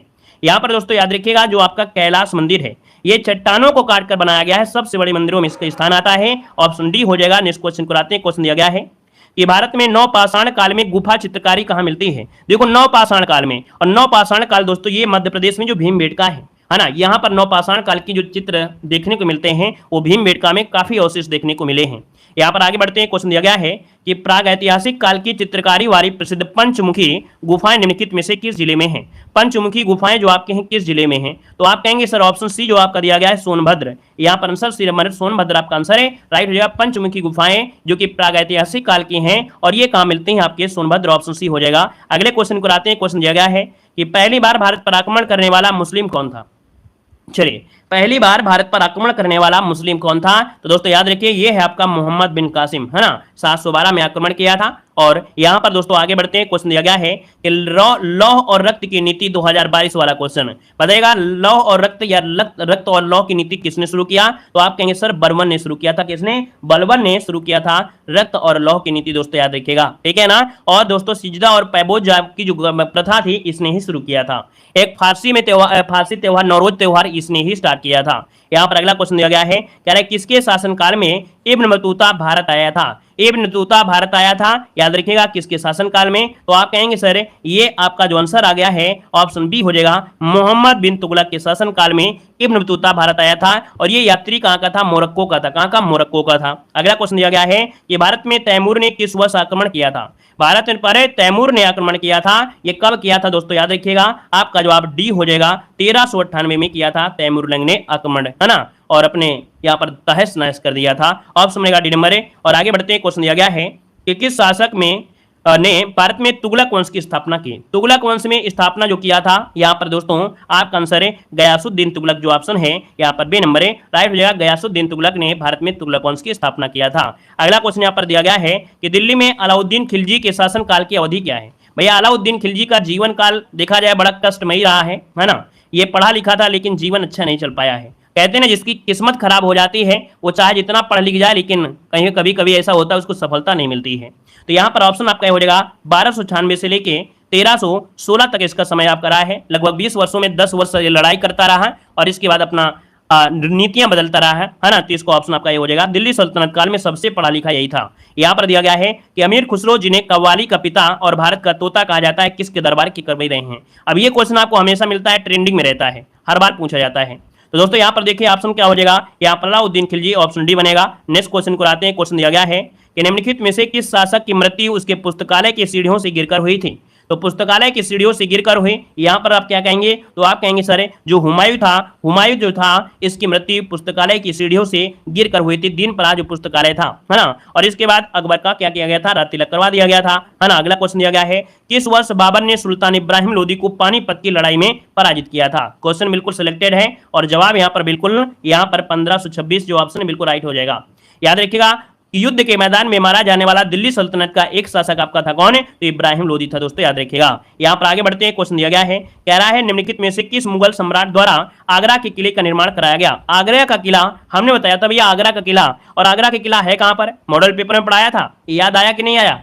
आया होगा। आगरा का किला दोस्तों आपके कहां पर है? तो आप कहेंगे कहां पर है? तो भैया आपका अकबर ने करवाया था, दोस्तों अकबर ने करवाया था, ऑप्शन बी हो जाएगा। अगला क्वेश्चन आपसे दिया गया है, कह रहा है मुगल शासन के दौरान एक कोतवाल की सही भूमिका क्या थी? भाई कोतवाल की जो भूमिका थी वो सही भूमिका क्या थी? तो आप कहेंगे कि कानून और व्यवस्था बनाए रखना, कानून और व्यवस्था बनाए रखना ये कोतवाल की सही भूमिका थी। यहाँ पर अगला दिया गया है कि बिहार राज्य के सासाराम शहर में निम्नलिखित में से किस प्राचीन सम्राट का मकबरा है? तो बिहार राज्य में सासाराम आपने नाम सुना ही होगा दोस्तों, ये आपके शेर शाह सूरी हैं जिनका वास्तविक नाम था फरीद खां, और कलिंजर के युद्ध में, है ना, युद्ध के दौरान इनकी गोला फटने से या टकरा के वापस आने से इनकी मृत्यु हो गई थी और इनका जो मकबरा है वो आपके सासाराम बिहार में है। अगला क्वेश्चन दिया गया है कि वह कौन सा स्थान है जहां अंतिम मुगल सम्राट बहादुर शाह जफर की मृत्यु हुई थी? तो भैया बहादुर शाह जफर की मृत्यु जो हुई थी वो आपके रंगून में हुई थी। कहां पर है? रंगून में हुई थी। अगला क्वेश्चन दिया गया है कि विश्व प्रसिद्ध मोर सिंहासन का निर्माण और उनकी लाल किले में स्थापना किस मुगल शासन ने यहाँ पर करवाया था? तो आप कहेंगे सर यहाँ पर देखा जाए जो आपके हैं कौन? शाहजहां। कौन है? शाहजहां। इन्होंने मोर सिंहासन का निर्माण करवाया और लाल किले में स्थापना भी करवाया था। यहाँ पर आगे बढ़ते हैं। क्वेश्चन दिया गया है कि पानीपत का जो द्वितीय युद्ध है किसके बीच लड़ा गया था? पानीपत का द्वितीय युद्ध। तो भैया पानीपत का द्वितीय युद्ध जो था अकबर और हेमू के बीच लड़ा गया था, जो कि ऑप्शन बी हो जाएगा। हेमू एक दोस्तों नमक का व्यापारी था, दोस्तों याद रखिए अपने जीवन में 24 युद्धों में से 22 युद्ध जीता था, है ना। यहाँ पर आंसर बी बनेगा। और यहाँ पर देखा जाए जो आपकी एक विक्रमादित्य की उपाधि धारण करने वाला ये अंतिम हिंदू राजा था। नेक्स्ट क्वेश्चन दिया गया है, इनमें से कौन सा मुगल बादशाह शराब को छूता तक नहीं था? तो भैया शराब को नहीं छूता था कौन? ये आपका है कौन? औरंगजेब हो जाएगा, डी नंबर। क्वेश्चन आपका दिया गया है कह रहा है हुमायूं की दुर्घटना के आकस्मिक मृत्यु के उपरांत उनके बेटे अकबर को कहां मुगल सिंहासन पर बैठाया गया था। तो चलिए जवाब देना है, आपका जो आंसर है इनमें से राइट इनमें से क्या हो जाएगा, फटाफट जवाब देना है। आपको बताना है कि भैया जो अकबर का राज तिलक हुआ था ये कहां पर हुआ था, इसका आंसर जो बनेगा राइट इनमें से क्या हो जाएगा। चलिए देखिए जवाब लगभग सभी का आ गया है ना, कुछ ही लोगों का जवाब है जो नहीं आया है। याद रखिएगा यहां पर देखा जाए जो ऑप्शन आ गया है सी नंबर कालानौर। कालानौर में दोस्तों याद रखिएगा जब हुमायूं की सीढ़ियों से गिरकर क्या हो गई थी, मृत्यु हुई थी। तो जैसे ही सूचना बैरम खां को मिली तो भैया बैरम खां ने यहाँ पर अकबर को क्या कर दिया, सिंहासन पर बैठा दिया। कालानौर में दोस्तों ही यहाँ पर राज तिलक कर दिया था, है ना। यहाँ पर दोस्तों आगे बढ़ते हैं, क्वेश्चन आपसे दिया गया है कि थॉमस रो, देखिए काफी अच्छा क्वेश्चन है, यहाँ पर समझना है और समझने के बाद यहाँ पर जवाब देना है। और आपसे यहाँ पर क्वेश्चन क्या कह रहा है कि थॉमस रो मुगल सम्राट जहांगीर से किस किले में मिला था। चलिए साथियों जवाब देना है, इसका जो आंसर है इनमें से राइट क्या हो जाएगा, जो आपका थॉमस रो था, है ना, जो कि 1615 से 1619 तक भारत में रहा था। और दोस्तों याद रखिएगा कि 14 फरवरी 1616 को अजमेर में जहांगीर से पहली बार दोस्तों मिला था। तो यहाँ पर जो आंसर आपका है कौन सी किले में, तो आप कहेंगे अजमेर के किले में, ऑप्शन बनेगा यहाँ पर डी नंबर राइट हो जाएगा दोस्तों, याद रखिएगा, ठीक है ना। और यहाँ पर आगे बढ़ते हैं, क्वेश्चन आपसे अगला पूछा गया है, इनमें से किसने अकबर की धार्मिक नीति की आलोचना की थी। चलिए बताना है इनमें से किसने अकबर की धार्मिक नीति की आलोचना किया था। इनमें से जो राइट आंसर बनेगा इनमें से राइट क्या हो जाएगा दोस्तों। 53 नंबर की अगर बात करते हैं तो आप कहेंगे सर यहाँ पर जो आपका बादायूनी है ना, बादायूनी जो आपका है वो अकबर की धार्मिक नीति की आलोचना किया था। आपको मालूम है कि अकबर ने यहाँ पर क्या चलाया था, दीन इलाही धर्म, दीन ए इलाही धर्म चलाया था, है ना, जो कि आपके कब, तो आप कहेंगे 1582 में चलाया था दीन इलाही धर्म। और दीन इलाही संवत कब चलाया था, संवत चलाया था 83 में, ठीक है, आपके 1583 में। तो इस धार्मिक नीति की आलोचना किया था आपकी बादायूनी ने। तो ऑप्शन बनेगा यहाँ पर आपका सी नंबर राइट हो जाएगा। साथियों आगे बढ़ते हैं, क्वेश्चन आपसे अगला पूछा गया है और देखिए काफी अच्छा क्वेश्चन आपसे कह रहा है कि मुगल काल में पुलिस बल के मुखिया को क्या कहा जाता था। बताइएगा कि मुगल काल में पुलिस बल के मुखिया को क्या कहा जाता था। 54 को ऑप्शन देना है। सही भूमिका क्या थी, तो आप कहेंगे इनकी सही भूमिका थी कोतवाल की, ठीक है, क्या हो जाएगा, मुगल काल में जो पुलिस बल का मुखिया था वो आपका कोतवाल, जो कि ऑप्शन है आपका डी नंबर राइट हो जाएगा। नेक्स्ट क्वेश्चन को आते हैं, क्वेश्चन दिया गया है आपसे कह रहा है जलालुद्दीन मोहम्मद किस नाम से प्रसिद्ध है। चलिए बताइएगा कि जलालुद्दीन मोहम्मद किस नाम से प्रसिद्ध है। 55 को ऑप्शन देना है, आपका आंसर में से राइट क्या हो जाएगा। तो बताइए इसका आंसर क्या हो जाएगा। यहाँ पर देखिए 55 नंबर में और 55 का भी ऑप्शन यहाँ पर आ रहा है, ऑप्शन बनेगा बी नंबर, याद रखिएगा अकबर, क्या हो जाएगा, जलालुद्दीन मोहम्मद किस नाम से प्रसिद्ध था, तो आपके अकबर के नाम से जो ऑप्शन बनेगा यहाँ पर बी नंबर राइट हो जाएगा। यहाँ पर आगे बढ़ते हैं, क्वेश्चन आपसे अगला पूछा गया है जो कि काफी अच्छा क्वेश्चन है कि दिल्ली का प्रसिद्ध लौह स्तंभ जो कि सदियों से बिना जंग लगे खड़ा है वह निम्नलिखित में से किस एक ऐतिहासिक परिसर में स्थित है। चलिए सभी का जवाब आना चाहिए और आप कहेंगे सर ये आपका है कहां पर, कुतुब मीनार परिसर में है, जहां कुतुब मीनार है वहीं पर आपका है, इसका मतलब ऑप्शन जो आपका है सी नंबर इसका राइट हो जाएगा। और दोस्तों ये ऐसा लौह स्तंभ है जिसमें आपका सदियों से इतने दिन हो गया जंग नहीं लगा है ना, ऐसे मेटल से ये बनाया गया है लौह स्तंभ। यहाँ पर आगे बढ़ते हैं, क्वेश्चन आपसे दिया गया है कि प्रसिद्ध चित्रकार मीर सैयद अली चित्रकारी हेतु किस मुगल शासक के सहयोगी थे। चलिए बताइएगा प्रसिद्ध चित्रकार मीर सैयद अली चित्रकारी हेतु किस मुगल शासक के सहयोगी थे। तो मीर सैयद अली और अब्दुल मसद थे जो कि अकबर के, याद रखिए अकबर के शासनकाल के दौरान ये दरबारी चित्रकार बने रहे थे और चित्रों के क्षेत्रों में बहुत योगदान यहाँ पर दिया।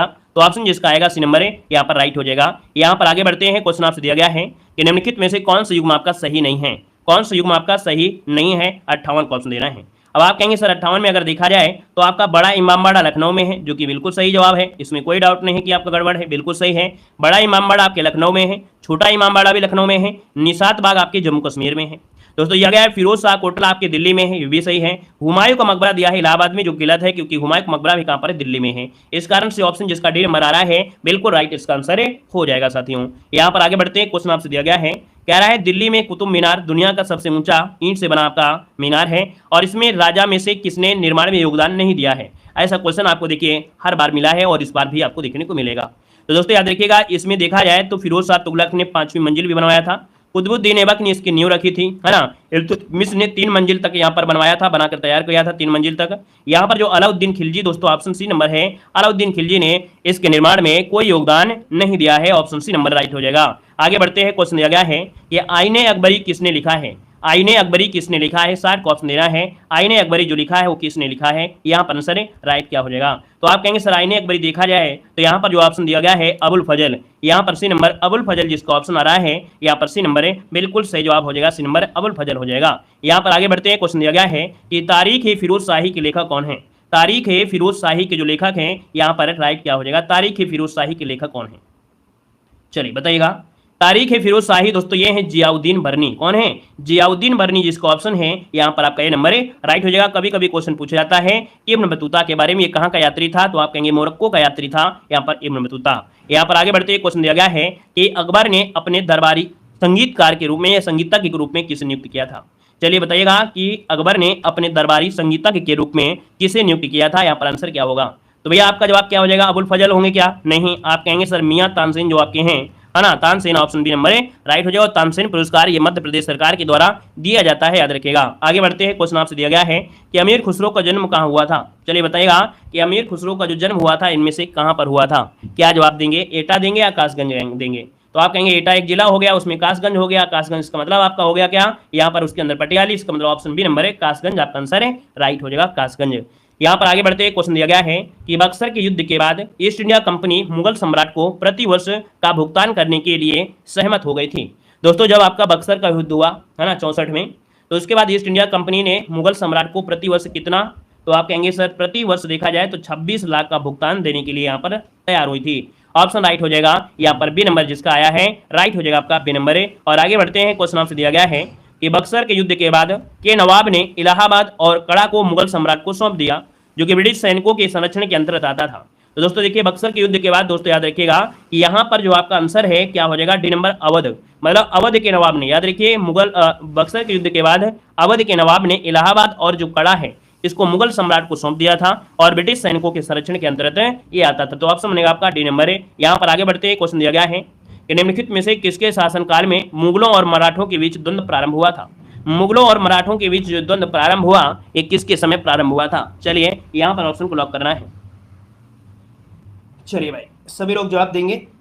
66 नंबर का जो ऑप्शन आ गया है डी नंबर, याद रखिएगा औरंगजेब के समय, ठीक है, औरंगजेब के समय याद रखिएगा कि मुगलों और मराठों के बीच द्वंद्व प्रारंभ हुआ था। ऑप्शन बनेगा आपका डी नंबर राइट हो जाएगा। यहाँ पर आगे बढ़ते हैं, क्वेश्चन आपसे दिया गया है, कह रहा है प्लासी की लड़ाई है ना जो अंग्रेजों के साथ लड़ी गई थी और इसके साथ कौन थे, मतलब प्लासी की लड़ाई में अंग्रेजों और किसके साथ हुई थी। चलिए प्लासी की लड़ाई हुई थी अंग्रेजों और सिराजुद्दौला के बीच हुई थी, है ना। यहाँ पर आंसर जो बनेगा वो आपका ए नंबर इसका राइट हो जाएगा, अंग्रेजों और सिराजुद्दौला के बीच, जो कि ऑप्शन बनेगा आपका ए नंबर है। यहाँ पर आगे बढ़ते हैं, क्वेश्चन दिया गया है, कह रहा है भारत में पहली रेलगाड़ी किस वर्ष में और किन दो स्थानों के बीच यहाँ पर चली थी। चलिए बताइएगा कि भारत में पहली रेलगाड़ी किस वर्ष में और किन दो स्थानों के बीच चली थी। यहाँ पर देखा जाए तो बहुत बार आपने पढ़ा भी है। आप कहेंगे सर 1853 में चली थी बम्बई से, और कहाँ के बीच, तो आप कहेंगे थाने के बीच, अर्थात जो ऑप्शन है यहाँ पर सी नंबर है। जवाब यहाँ पर सभी का जवाब राइट हो जाएगा। यहाँ पर आगे बढ़ते क्वेश्चन दिया गया है, कह रहा है निम्नलिखित में से कौन सी प्रणाली भारत में ब्रिटिश शासन के दौरान भूमि राजस्व प्रणाली से संबंधित नहीं थी। तो चलिए बताइएगा कि कौन सी प्रणाली है भारत में ब्रिटिश शासन के दौरान भूमि राजस्व प्रणाली से संबंधित नहीं थी। यहाँ पर दोस्तों ऑप्शन क्या हो जाएगा, तो ऑप्शन सी हो जाएगा। दोस्तों देखिए यहाँ पर आपकी दस्तक, ये प्रणाली आपकी भूमि राजस्व प्रणाली से नहीं थी। वहीं पर दोस्तों देखा जाए तो आपके जमींदारी, महलवाड़ी, रैयतवाड़ी ये सब आपकी आती हैं। यहाँ पर आगे बढ़ते हैं, क्वेश्चन आपसे दिया गया है, कह रहा है बाल विवाह अवरोध अधिनियम 1929 को निम्नलिखित में से किस अन्य नाम से भी जाना जाता है। लाजवाब क्वेश्चन दिया गया है, बताइएगा कि बाल विवाह अवरोध अधिनियम 1929 को निम्नलिखित में से किस अन्य नाम से भी जाना जाता है। चलिए बताइएगा। देखिए जवाब भी यहाँ पर आ गया है, कह रहा है 1929 का जो अधिनियम है इसको शारदा अधिनियम के नाम से भी जानते हैं, और शारदा अधिनियम आपका है ऑप्शन कौन है, यहाँ पर नंबर इसका राइट हो जाएगा, शारदा अधिनियम जिसका आया है बिल्कुल सही जवाब हो जाएगा। यहाँ पर आगे बढ़ते हैं, क्वेश्चन आपसे दिया गया है, कह रहा है 1764 में ब्रिटिश ईस्ट इंडिया कंपनी द्वारा स्थापित भारत का पहला डाकघर निम्नलिखित में से किस स्थान पर था। चलिए 1764 में ब्रिटिश ईस्ट इंडिया कंपनी द्वारा स्थापित भारत का पहला डाकघर इनमें से कौन था, किस स्थान पर था। यहाँ पर जवाब दीजिएगा। तो आप कहेंगे सर ये था आपके मुंबई, अर्थात जो आपका बॉम्बे है। तो ऑप्शन बनेगा यहाँ पर आपका डी नंबर है, बॉम्बे आपका जवाब राइट हो जाएगा। यहाँ पर आगे बढ़ते हैं, क्वेश्चन दिया गया है कि हिंदू विधवा पुनर्विवाह अधिनियम 1856, जिसे अधिनियम भी कहा जाता है, 28 जुलाई 1856 को लागू हुआ था, जिसे लॉर्ड द्वारा पारित किया गया था। तो भैया ये बताइएगा ये जो पारित किया गया था किसके द्वारा, तो ये है आपके कैनिंग, कौन है, कैनिंग जो ऑप्शन है यहाँ पर सी नंबर कैनिंग आपका आंसर है, राइट हो जाएगा। इसको यहाँ पर आंसर सी नंबर है, राइट हो जाएगा, क्योंकि आपको मालूम है कि 1856 के समय कौन थे, लॉर्ड कैनिंग थे दोस्तों, याद रखिएगा। यहाँ पर आगे बढ़ते हैं, क्वेश्चन दिया गया है, कह रहा है 1891 में, क्या दिया है, 1891 में वी.एम. मालावारी के प्रयासों के तहत फल मिला जब सहमति की उम्र अधिनियम को पारित किया गया, जिसके अनुसार वर्ष से कम की बालिका को विवाह पर प्रतिबंधित किया गया था। मतलब दोस्तों देखा जाए, अगर वो 12 वर्ष से कम आयु की है तो भैया उसको क्या किया गया था, विवाह से प्रतिबंधित किया गया था। ऑप्शन इसको आपको बी नंबर है यहाँ पर लॉक करना है, ठीक है ना। ये प्रयास किसका था, वी.एम. मालावारी था दोस्तों, याद रखिएगा। यहाँ पर आगे बढ़ते हैं, क्वेश्चन आपसे दिया गया है, कह रहे 1795 में और 1804 के बंगाल विनिमय अधिनियमों में से घोषित किया गया था। बताइएगा कि 1795 में और 1800, मतलब देखा जाए 1795 और 1804 के बंगाल विनिमय अधिनियमों में से घोषित किया गया था। किसे घोषित किया गया था, यहाँ पर 74 नंबर में ऑप्शन बी हो जाएगा, कन्या हत्या को अवैध घोषित किया गया था, है ना, कन्या हत्या को अवैध घोषित किया गया था। ऑप्शन आपका बी हो जाएगा। आगे बढ़ते हैं, क्वेश्चन दिया गया है, कह रहे हंटर आयोग में से किसके विकास पर अधिक बल दिया था। हंटर आयोग ने किसके विकास पर बल दिया था, यहाँ पर आंसर है, राइट क्या हो जाएगा। चलिए आप कहेंगे सर हंटर आयोग में देखा जाए तो भैया माध्यमिक शिक्षा पर, क्या माध्यमिक शिक्षा पर यहाँ पर विकास दिया गया था। ऑप्शन बनेगा यहाँ पर नंबर है, राइट हो जाएगा। यहाँ पर आगे बढ़ते हैं, क्वेश्चन आपसे दिया गया है, क्या आपसे महलवाड़ी प्रणाली कहाँ लागू की गई थी। बताइएगा कि महलवाड़ी जो प्रणाली है ये कहाँ पर लागू की गई थी। महलवाड़ी प्रणाली सबसे पहले कहाँ पर लागू की गई थी दोस्तों। ऑप्शन क्या बनेगा, आप कहेंगे सर उत्तर प्रदेश में, ये पश्चिमी उत्तर प्रदेश में महलवाड़ी प्रणाली लागू की गई थी। ऑप्शन जिसका आ रहा है बी नंबर है, यहाँ पर राइट हो जाएगा दोस्तों, याद रखिएगा, ठीक है ना। और अगला पॉइंट बहुत ही महत्वपूर्ण आ गया है, कह रहा है मेरठ छावनी में 1857 के सैनिक विद्रोह की शुरुआत कब हुई थी। मेरठ छावनी में 1857 के सैनिक विद्रोह की शुरुआत कब हुई थी दोस्तों, यहाँ पर 77 का ऑप्शन देना है। तो आप कहेंगे सर ऑप्शन सी हो जाएगा, याद देखिएगा 10 मई 1857, क्या हो जाएगा 10 मई 1857, जो कि ऑप्शन है यहाँ पर सी नंबर है, राइट हो जाएगा। नेक्स्ट क्वेश्चन कराते हैं। क्वेश्चन दिया गया है कि 1857 के प्रथम स्वतंत्रता संग्राम विद्रोह में भाग लेने वाली प्रसिद्ध महिला स्वतंत्रता सेनानी कौन थी। बताइएगा कि 1857 के प्रथम स्वतंत्रता संग्राम में विद्रोह में भाग लेने वाली प्रसिद्ध महिला स्वतंत्रता सेनानी कौन थी। आप कहेंगे सर इसमें जो आंसर है वो आपका डी नंबर बेगम हजरत महल, क्या है बेगम हजरत महल, जिसको ऑप्शन है यहाँ पर डी नंबर है, राइट हो जाएगा। नेक्स्ट क्वेश्चन कराते हैं। क्वेश्चन दिया गया है कि राष्ट्रीय गान सर्वप्रथम कब और कहां पर गाया गया था। राष्ट्रीय गान सर्वप्रथम कब और कहां पर गाया गया था दोस्तों, इसका जवाब देना है। आप कहेंगे सर ये जो गाया गया था ये आपके दिसंबर में गाया गया था, लेकिन 1911 जो कि आपका कलकत्ता अधिवेशन था। यहाँ पर देखिए जो जवाब है यहाँ पर नंबर है, बिल्कुल सही जवाब हो जाएगा। और क्वेश्चन का लेवल देखिए आपके एग्जाम वाला ही है ना, आपके लेवल का ही जो क्वेश्चन आपके आपके लेवल में है और आपका सिलेबस में है ना। बस इतना आप पढ़ लेते हैं तो बस समझिएगा कि आपको हिस्ट्री में नैया पार हो जाएगी, एक भी क्वेश्चन बाहर से नहीं आएगा। यहाँ पर अगले क्वेश्चन कराते हैं। क्वेश्चन दिया गया है कि 1916 का जो लखनऊ समझौता हुआ था ये बहुत ही महत्वपूर्ण था, क्यों, क्योंकि इसके बाद कांग्रेस ने क्या किया था, कांग्रेस ने क्या किया था, मुस्लिम लीग के साथ गठबंधन कर दिया था। अर्थात जो आपका नरम दल था और गरम दल था दोनों क्या हो गए थे, यहाँ पर मिल गए थे दोस्तों। और ये अलग हुए थे कब, तो 1907 के सूरत अधिवेशन में अलग हो गए थे। यहाँ पर आगे बढ़ते हैं। क्वेश्चन दिया गया है कि भारतीय राष्ट्रीय कांग्रेस की स्थापना कब हुई थी। यहाँ पर जवाब देना है, आपका जो आंसर है यहाँ पर राइट क्या हो जाएगा, सभी को जवाब देना है। कह रहा है कि भारतीय राष्ट्रीय कांग्रेस की स्थापना कब हुई थी। चल तो दोस्तों यहाँ पर देखिए 28 दिसंबर 1885 और कहेंगे मुंबई में, कहाँ पर है, मुंबई में हुई थी। मुंबई में एक संस्कृत महाविद्यालय था, गोकुल दास तेजपाल संस्कृत, और इसके संस्थापक कौन थे, तो आपके संस्थापक अर्थात महासचिव थे एवो ह्यूम थे दोस्तों। और यहाँ पर देखा जाए तो भैया व्योमेश चंद्र बनर्जी इसके अध्यक्ष नियुक्त किए गए थे। यहाँ पर जो आंसर आपका दिया गया है वो आपका सी नंबर है, राइट हो जाएगा 1885। आगे बढ़ते हैं। क्वेश्चन दिया गया है कि महात्मा गांधी ने भारतीय राष्ट्रीय कांग्रेस के निम्न सत्रों में से किसकी अध्यक्षता किया था। चलिए यहाँ पर जवाब देना है कि भैया महात्मा गांधी ने जो अध्यक्षता किया था वो कौन से अधिवेशन में अध्यक्षता किया था, जो कि देखा जाए बहुत ही आईएमपी क्वेश्चन आपका है और जवाब इनमें से राइट क्या हो जाएगा, सभी को जवाब देना है 82 नंबर में, और 82 का ऑप्शन आ भी रहा है। और भैया वीडियो में लाइक की संख्या थोड़ा कम लग रही है ना, इस क्लास में वीडियो में लाइक की संख्या थोड़ा कम लग रही है, तो जितने लोग यहाँ पर जुड़े हैं है ना, ध्यान दें भैया, जितने लोग यहाँ पर जुड़े हैं सभी लोग वीडियो को लाइक जरूर करते रहिए भाई, है ना। जितने भी साथी यहाँ पर जुड़े हैं अभी तक लाइक शेयर नहीं किए हैं, एक बार सभी लोग लाइक शेयर जरूर करते चले गए, ठीक है। यहाँ पर देखो जवाब लगभग सबका सही है। यहाँ पर कह रहे हैं भैया इसका जो आंसर आ गया है यहाँ पर बेलगांव जो आपका दिया है, क्या यहाँ पर बेलगांव जो आपका दिया है 1924, आपका आंसर राइट हो जाएगा। और दोस्तों यहाँ पर देखिए अगले पॉइंट में आते हैं। पॉइंट आपसे अगला पूछा गया है कि भारतीय राष्ट्रवाद का पहला या प्रारंभिक चरण है ना, जो पहला प्रारंभिक चरण है इसे कहा जाता है, क्या कहा जाता है? चलिए यहां पर जवाब देना है। गले में भी खराश हो गई है। चलिए बताइएगा कि भारतीय राष्ट्रवाद का पहला और या प्रारंभिक चरण को कहते क्या है? तो आप कहेंगे सर 1885 से और 1905 का जो चरण होता है इसको प्रारंभिक चरण भी कहते हैं।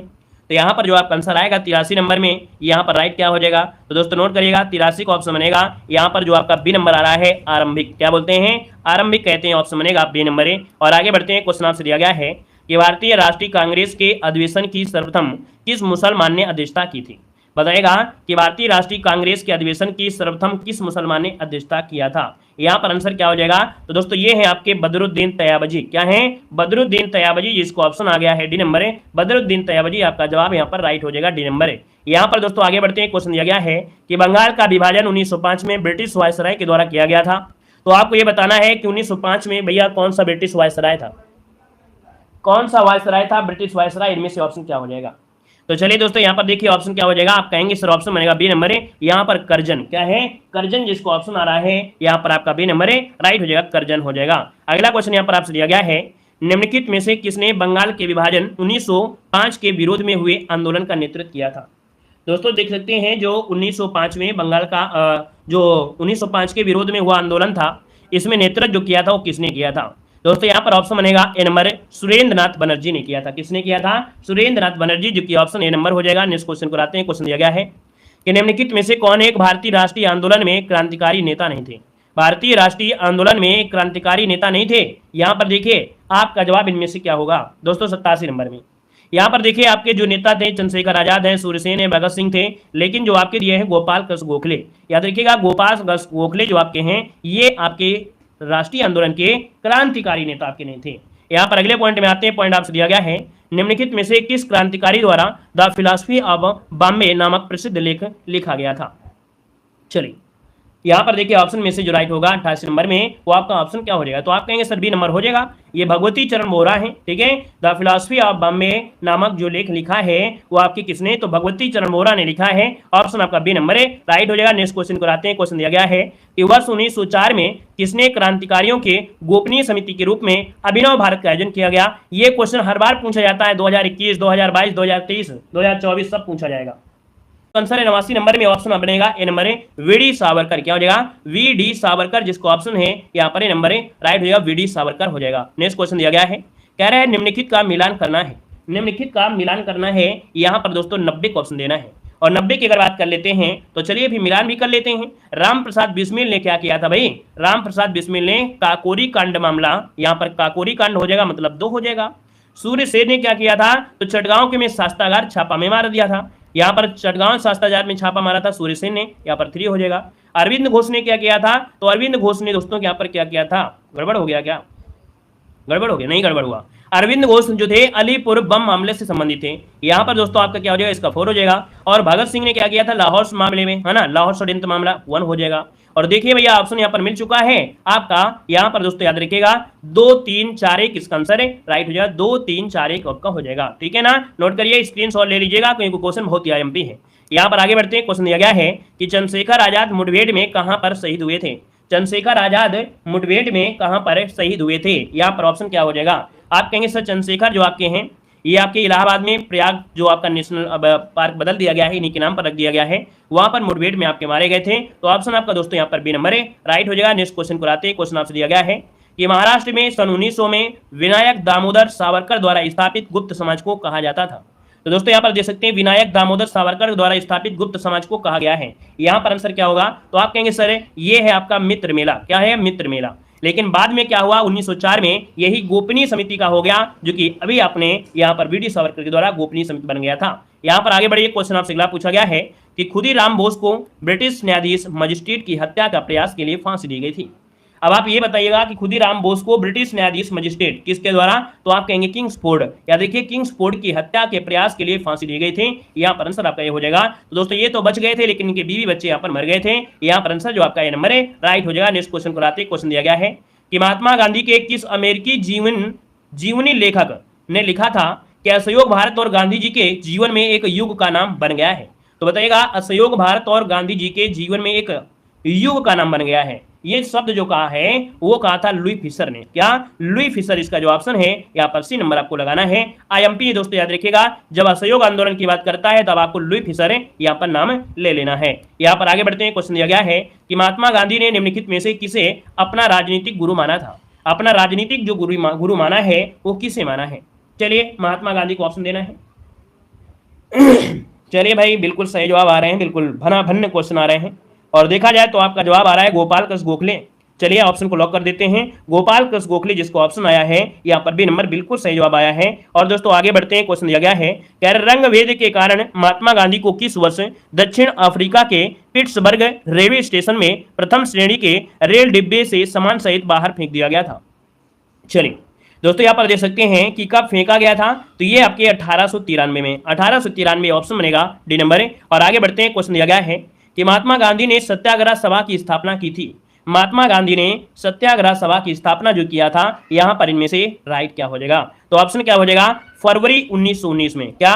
सत्याग्रह सभा की स्थापना फरवरी 1919 में, ऑप्शन बनेगा सी नंबर है। और आगे बढ़ते हैं, क्वेश्चन आपसे दिया गया है, कह रहा है महात्मा गांधी जी के गांव सर्वोदय के आदर्श ने बताया कि एक आदर्श गांव की कुछ शर्तें होती हैं जिन्हें पूरा करना होता है, इनमें से क्या शर्तें इसमें से नहीं है? तो दोस्तों यहाँ पर आदर्श गांव में पहला पॉइंट दिया है कि जाति व्यवस्था को समाप्त किया जाना चाहिए, बिल्कुल सही है। भाईचारे की भावना विकसित करने के लिए पूजा स्थल एक दूसरे के बगल में बनाना चाहिए, ये गलत दिया गया है। ठीक है, ये गलत दिया गया है, याद रखिएगा।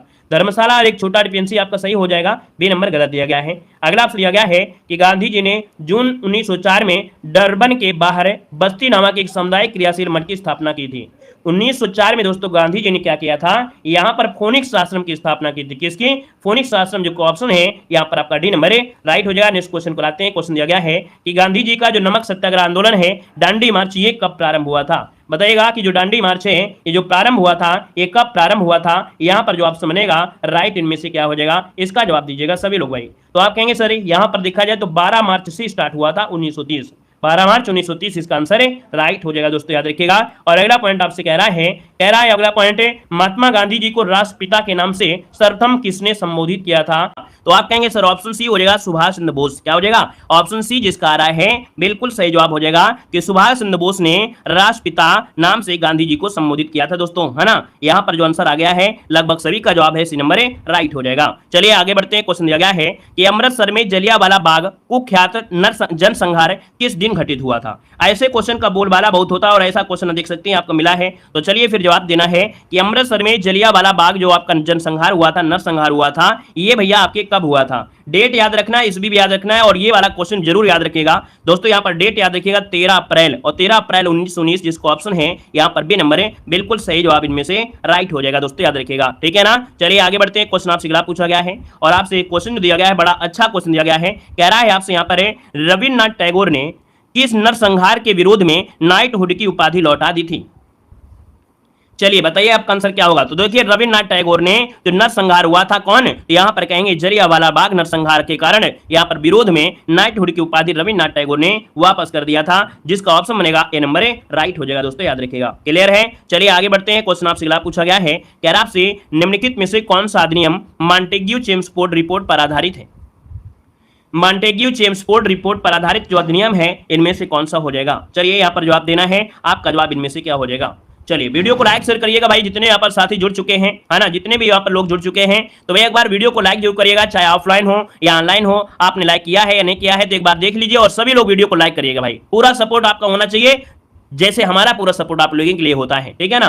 चाहे दिन हो, चाहे रात हो, चाहे सो रहे हो, चाहे खा रहे हो, सपोर्ट हमारा पूरा आप लोगों के लिए ही रहता है, हमेशा रहता है कि कितना अच्छा कंटेंट आपको प्रोवाइड करा सके। दिमाग में बस घूमता रहता है कि अभी क्या बचा है और क्या अच्छा कंटेंट आपको दे सके, ताकि एग्जाम में ये नहीं कह पाए कि सर ये क्वेश्चन मिला नहीं है, जो देव सर ने पढ़ाया है पूरा छपा हुआ मिला है। बस प्रयास तो हमारा यही रहता है। बस चलिए जवाब दीजिएगा कि कौन सा अधिनियम मॉन्टेग्यू चेम्सफोर्ड रिपोर्ट पर आधारित था। दोस्तों जवाब हो जाएगा यहाँ पर 1919, कौन है? भारत शासन अधिनियम जो था, भारत सरकार अधिनियम 1919 जो ऑप्शन है यहाँ पर जवाब सी हो जाएगा। और आगे बढ़ते हैं। क्वेश्चन आपसे दिया गया है, कह रहा है असहयोग आंदोलन किस सन में प्रारंभ हुआ था? बताइएगा कि जो असहयोग आंदोलन है किस वर्ष में प्रारंभ हुआ था। ऑप्शन क्या हो जाएगा। तो दोस्तों ये स्टार्टिंग हुई थी कब, तो आप कहेंगे 1920 में स्टार्टिंग हुआ था। कब, तो आप कहेंगे 1 अगस्त को हुआ था, है ना। लेकिन दुर्भाग्यवश इसी दिन लोकमान्य बाल गंगाधर तिलक की मृत्यु हो गई, है ना। तो दोस्तों याद रखिए इसका जो ऑप्शन बनेगा यहाँ पर बी नंबर राइट हो जाएगा। दोस्तों याद रखिएगा विशेष कांग्रेस अधिवेशन बुलाया गया था 1920 में और असहयोग आंदोलन संबंधी प्रस्ताव प्रस्तुत किया गया था। तो ऑप्शन बी हो जाएगा। और आगे बढ़ते हैं, क्वेश्चन आपसे अगला पूछा गया है कि चौरी चौरा घटना कब हुई थी। बताइएगा कि चौरी चौरा जो घटना है ये कब हुई थी। तो आप कहेंगे सर देखा जाए तो असहयोग आंदोलन जो चल रहा था अपने चरम पर, वहां पर देखा जाए पुलिस कर्मियों को जिंदा जला देने के कारण यहां पर चौरी चौरा घटना आपकी घटित हुई। और ये भैया घटित हुई थी कब, तो आप कहेंगे सर ये आपका है 4 फरवरी 1922, है ना, जो कि आपके गोरखपुर के पास ये घटना घटित हुई थी। तो इसका जो ऑप्शन आ गया है यहाँ पर बी नंबर जिसका आ रहा है बिल्कुल राइट हो जाएगा। और आगे बढ़ते हैं, क्वेश्चन आपसे अगला पूछा गया है कि साइमन कमीशन का विरोध करते हुए पुलिस हमले के कारण किस राष्ट्रवादी नेता की मृत्यु हो गई। चलिए बताइएगा कि साइमन कमीशन का विरोध करते हुए पुलिस हमले के कारण किस राष्ट्रवादी नेता की मृत्यु हो गई। यहां पर दोस्तों ऑप्शन क्या हो जाएगा, तो आप कहेंगे लाला लाजपत राय। कहां पर है, ऑप्शन सी इसका राइट हो जाएगा, लाला लाजपत राय, जो कि देखा जाए 17 नवंबर 1928 को पुलिस द्वारा किए गए लाठीचार्ज के दौरान गंभीर रूप से घायल हो गए थे, है ना। और इसके बाद लाला लाजपत राय की क्या हो गई थी, मृत्यु हो गई थी। यहां पर आगे बढ़ते हैं, क्वेश्चन आपसे दिया गया है कि सविनय अवज्ञा आंदोलन की शुरुआत के पहले वायसराय को गांधी जी की 11 सूत्रीय चेतावनी दिया गया था। इन चेतावनी में से क्या सही है। इन चेतावनी में भैया क्या सही है क्या नहीं सही है बताइए, इसका आंसर क्या हो सकता है। चलिए, रुपया डॉलर विनिमय दर को कम करना, भू राजस्व में 50% की कमी रखना, राजनीतिक कैदियों को रिहा करना, या इनमें से क्या हो सकता है। तो चलिए भैया जवाब देना है। क्वेश्चन नंबर यहाँ पर 108 का ऑप्शन क्या हो सकता है। चलिए, तो आप कहेंगे सर यहाँ पर जो ऑप्शन बनेगा वो बनेगा भैया 2 वाला पॉइंट सही है कि भू राजस्व में 50% की कमी करिए और राजनीतिक जो कैदी है उनको रिहा करिए। मतलब ऑप्शन बनेगा आपका यहाँ पर बी नंबर 2 और 3, ये बिल्कुल आपका सही है दोस्तों, याद रखिएगा। ठीक है, ऑप्शन बनेगा आपका बी नंबर 2 और 3 आपका सही है। आगे बढ़िए, क्वेश्चन आपसे दिया गया है, कह रहा है निम्नलिखित में से किसने सभी 3 गोलमेज सम्मेलन में भाग लिया था। बहुत ही आईएमपी क्वेश्चन दिया गया है। वैसे क्वेश्चन तो हर एक आईएमपी है क्योंकि हमने मोस्ट इंपॉर्टेंट क्वेश्चन ही लिया है ना, उतना ही लिया है बस जितना हजम हो जाए, है ना। कहते हैं थोड़ा थोड़ा खाओ मरो ना मोटाओ, वही वाले क्वेश्चन है कि बिल्कुल समझिए, धीरे धीरे इनको ग्रहण कर लीजिए और यही क्वेश्चन आपको मिलेंगे पूरी तरीके से दमदार वाले क्वेश्चन। तो बताइएगा, कह रहा है कि निम्नलिखित में से किसने सभी 3 गोलमेज सम्मेलन में भाग लिया था। तो आप कहेंगे सर यहाँ पर देखिए जो आपके हैं कौन, वी आर अम्बेडकर हैं, है ना। और कौन थे इनके साथ, बता सकते हैं कि भाई अम्बेडकर जी भी थे। अगर ऑप्शन में अम्बेडकर ना होता तब आप लोग क्या करते, तब एक ऑप्शन और होता, तेज बहादुर सप्रू। ठीक है, तेज बहादुर सप्रू और वी आर अम्बेडकर है, ये तीनों गोलमेज सम्मेलन में हिस्सा लिया था। लेकिन भैया अगर बात करें महात्मा गांधी ने, तो महात्मा गांधी ने क्या किया था भैया, पूना समझौता हुआ, पूना समझौता के बाद ये क्या हुआ, दूसरे गोलमेज सम्मेलन में भाग लिए थे। एसएस राजपूताना नमक जहाज से गए थे।